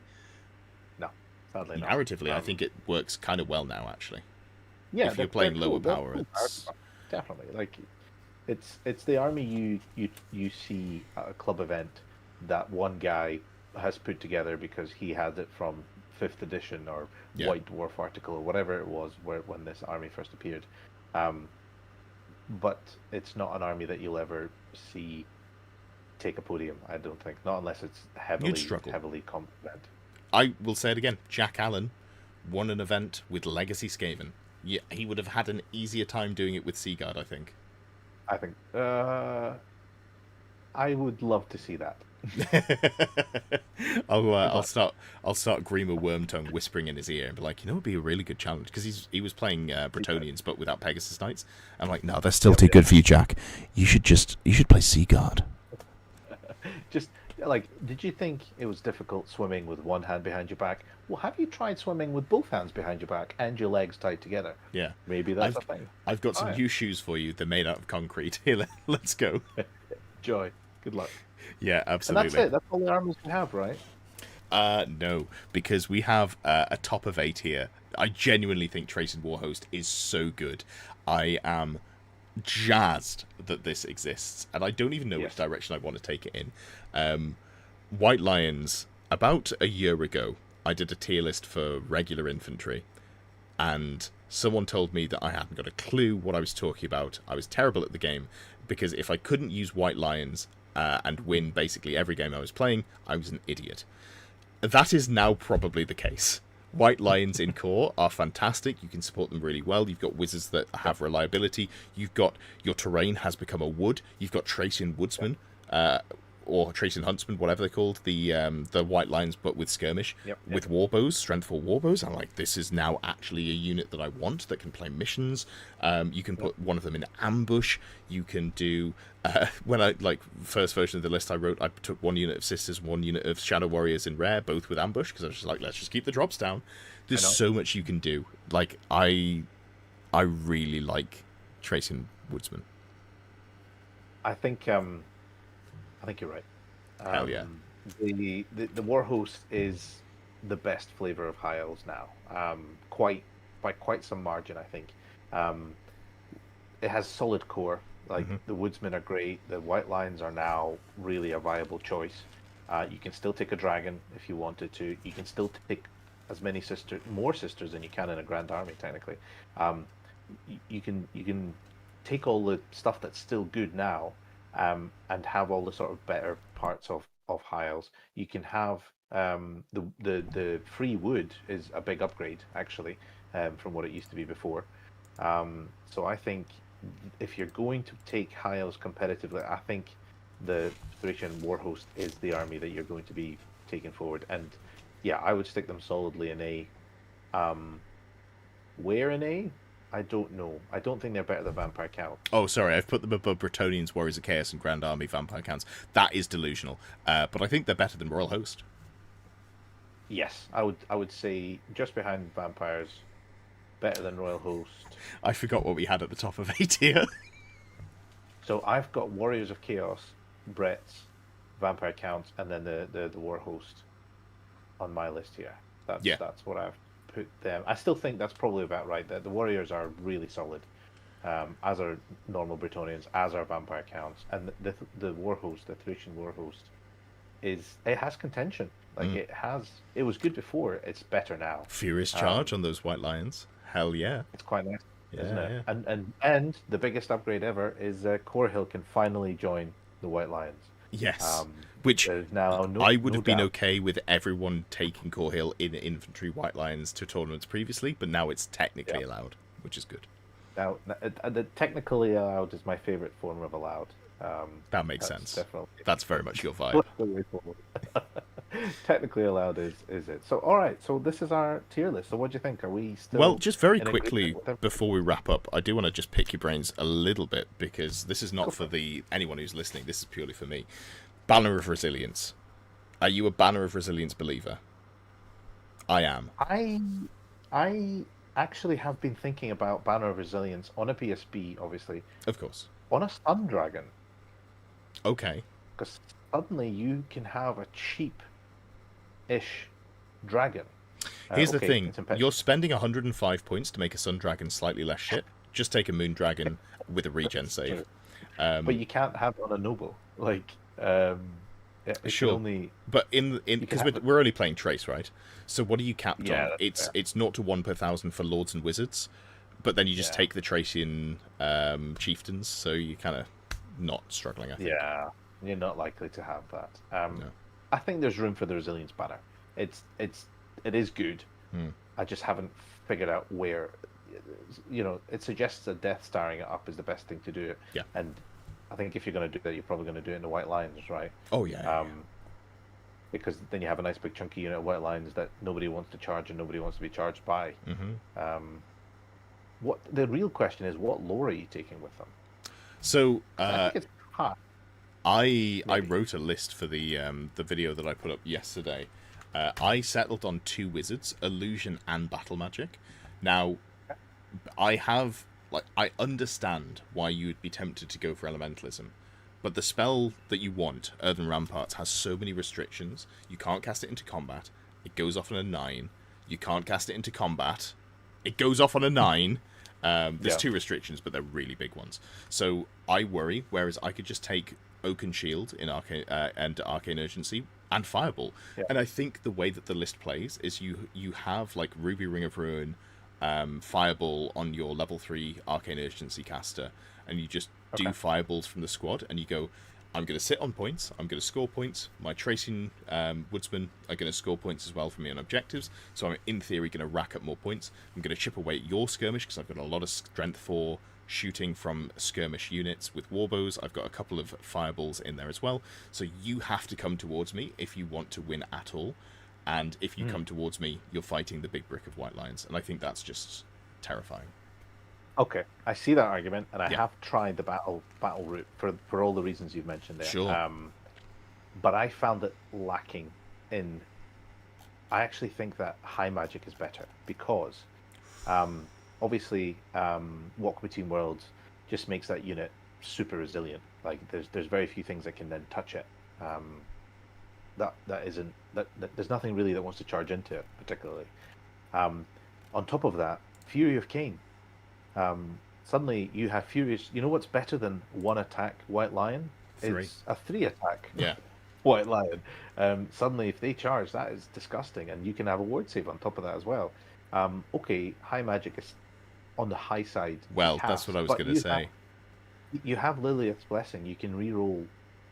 You can reroll a cast, and there's really only like 1 spell usually per turn where you're like, I need to get that through, so let's pump that out. And it's harder to dispel things now. Yeah. So I actually think high magic might have legs in this list that'll actually, but this is obviously more of a sort of like aggressive push list rather than like sit on an objective. Although if you're ethereal and you have armor saves against shooting and everything else, then obviously you're going to be a super resilient unit. Yeah, that's definitely one of the ways that you can go. And if you go down the ethereal list, you obviously put in like the Lawmaster's Cloak for the ward save against magic missiles, plus magic resist 2. And you say, ha ha ha ha ha, wait, you paired me into Warriors of Chaos? Do you not want to win this round? What is wrong with you? Because most enemies can't do it. But yeah, like you've ruined my my pithy point. I was going to say high magic, well, like high casting value magic. Walk Between Worlds on a 10 is it makes me want to be sick in my mouth.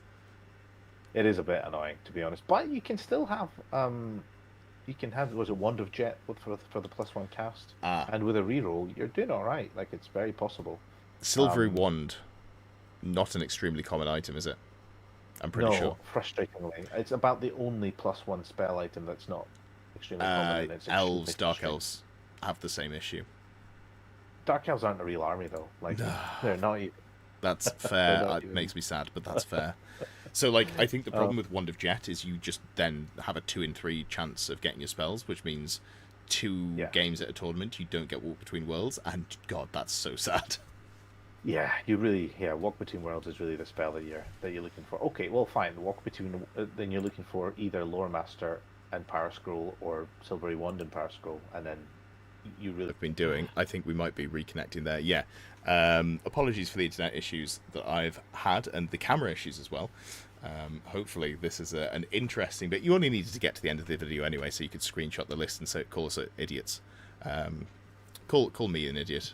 and just assume that Pash was argued down and he made all the right choices.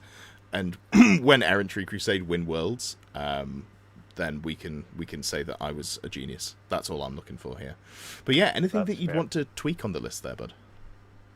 No, I think we're thereabouts. I think everything that we've put on the tier list is probably roughly where I want it to be.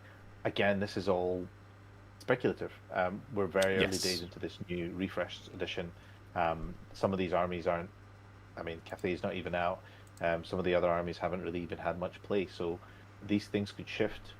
It's a very exciting time in the meta, so I think I can't really wait to see what people come up with and what comes out, and where we look like in even just 6 months' time. It'd be good to have a revision of this in a bit of time and see how right we were. I'm sure we were 100% right, but that was really smooth. You invited yourself back. Before I kick you off, never to return. No, I do like having you on. By popular request of one. Yeah, you. As you've probably seen it already, because the channel name is in the description and in the title. But if you haven't already found him, then you can click on Pash's talent channel. Do go and subscribe. He is someone who thinks deeply about the game, does know what he's talking about, plays pretty well, as much as it pains me to say it, and is all round not too bad. Thank you, that's appreciated. I think one of my most popular videos is actually you and I playing together. You beating me. I didn't want to point that out. I'm happy to say it. That list was was that the second round of WTC we played? I think it was the first, actually. Okay, so I still had stars in my eyes, and I thought that the list might work. And then I got through game 2, and I was like, oh no. And then after game 3, I was like, Richie, you just got to throw me to the wolves, get good pairings elsewhere, because I done fucked up with my list. I'm so sorry. That's just what happens sometimes into a team event. But we've all learned now, so I'm sure it'll get better. But no, thank you very much for having me on. I do appreciate it. And if anybody else wants to hit me up with any sort of thoughts and ideas, more than welcome to reach out. Definitely more than happy to talk Warhammer any day or night. Fantastic. All right, we'll call it there. Have a good one, and there'll be another video coming to you tomorrow for one of the factions, because there's loads of them that need to be covered. And I won't be bringing... Oh yeah, I said I was going to do a video every day, so for just a very quick update, I shan't be doing one Saturday, Sunday, because it's my brother's stag do, and I unfortunately was unavailable this morning, so I'm behind.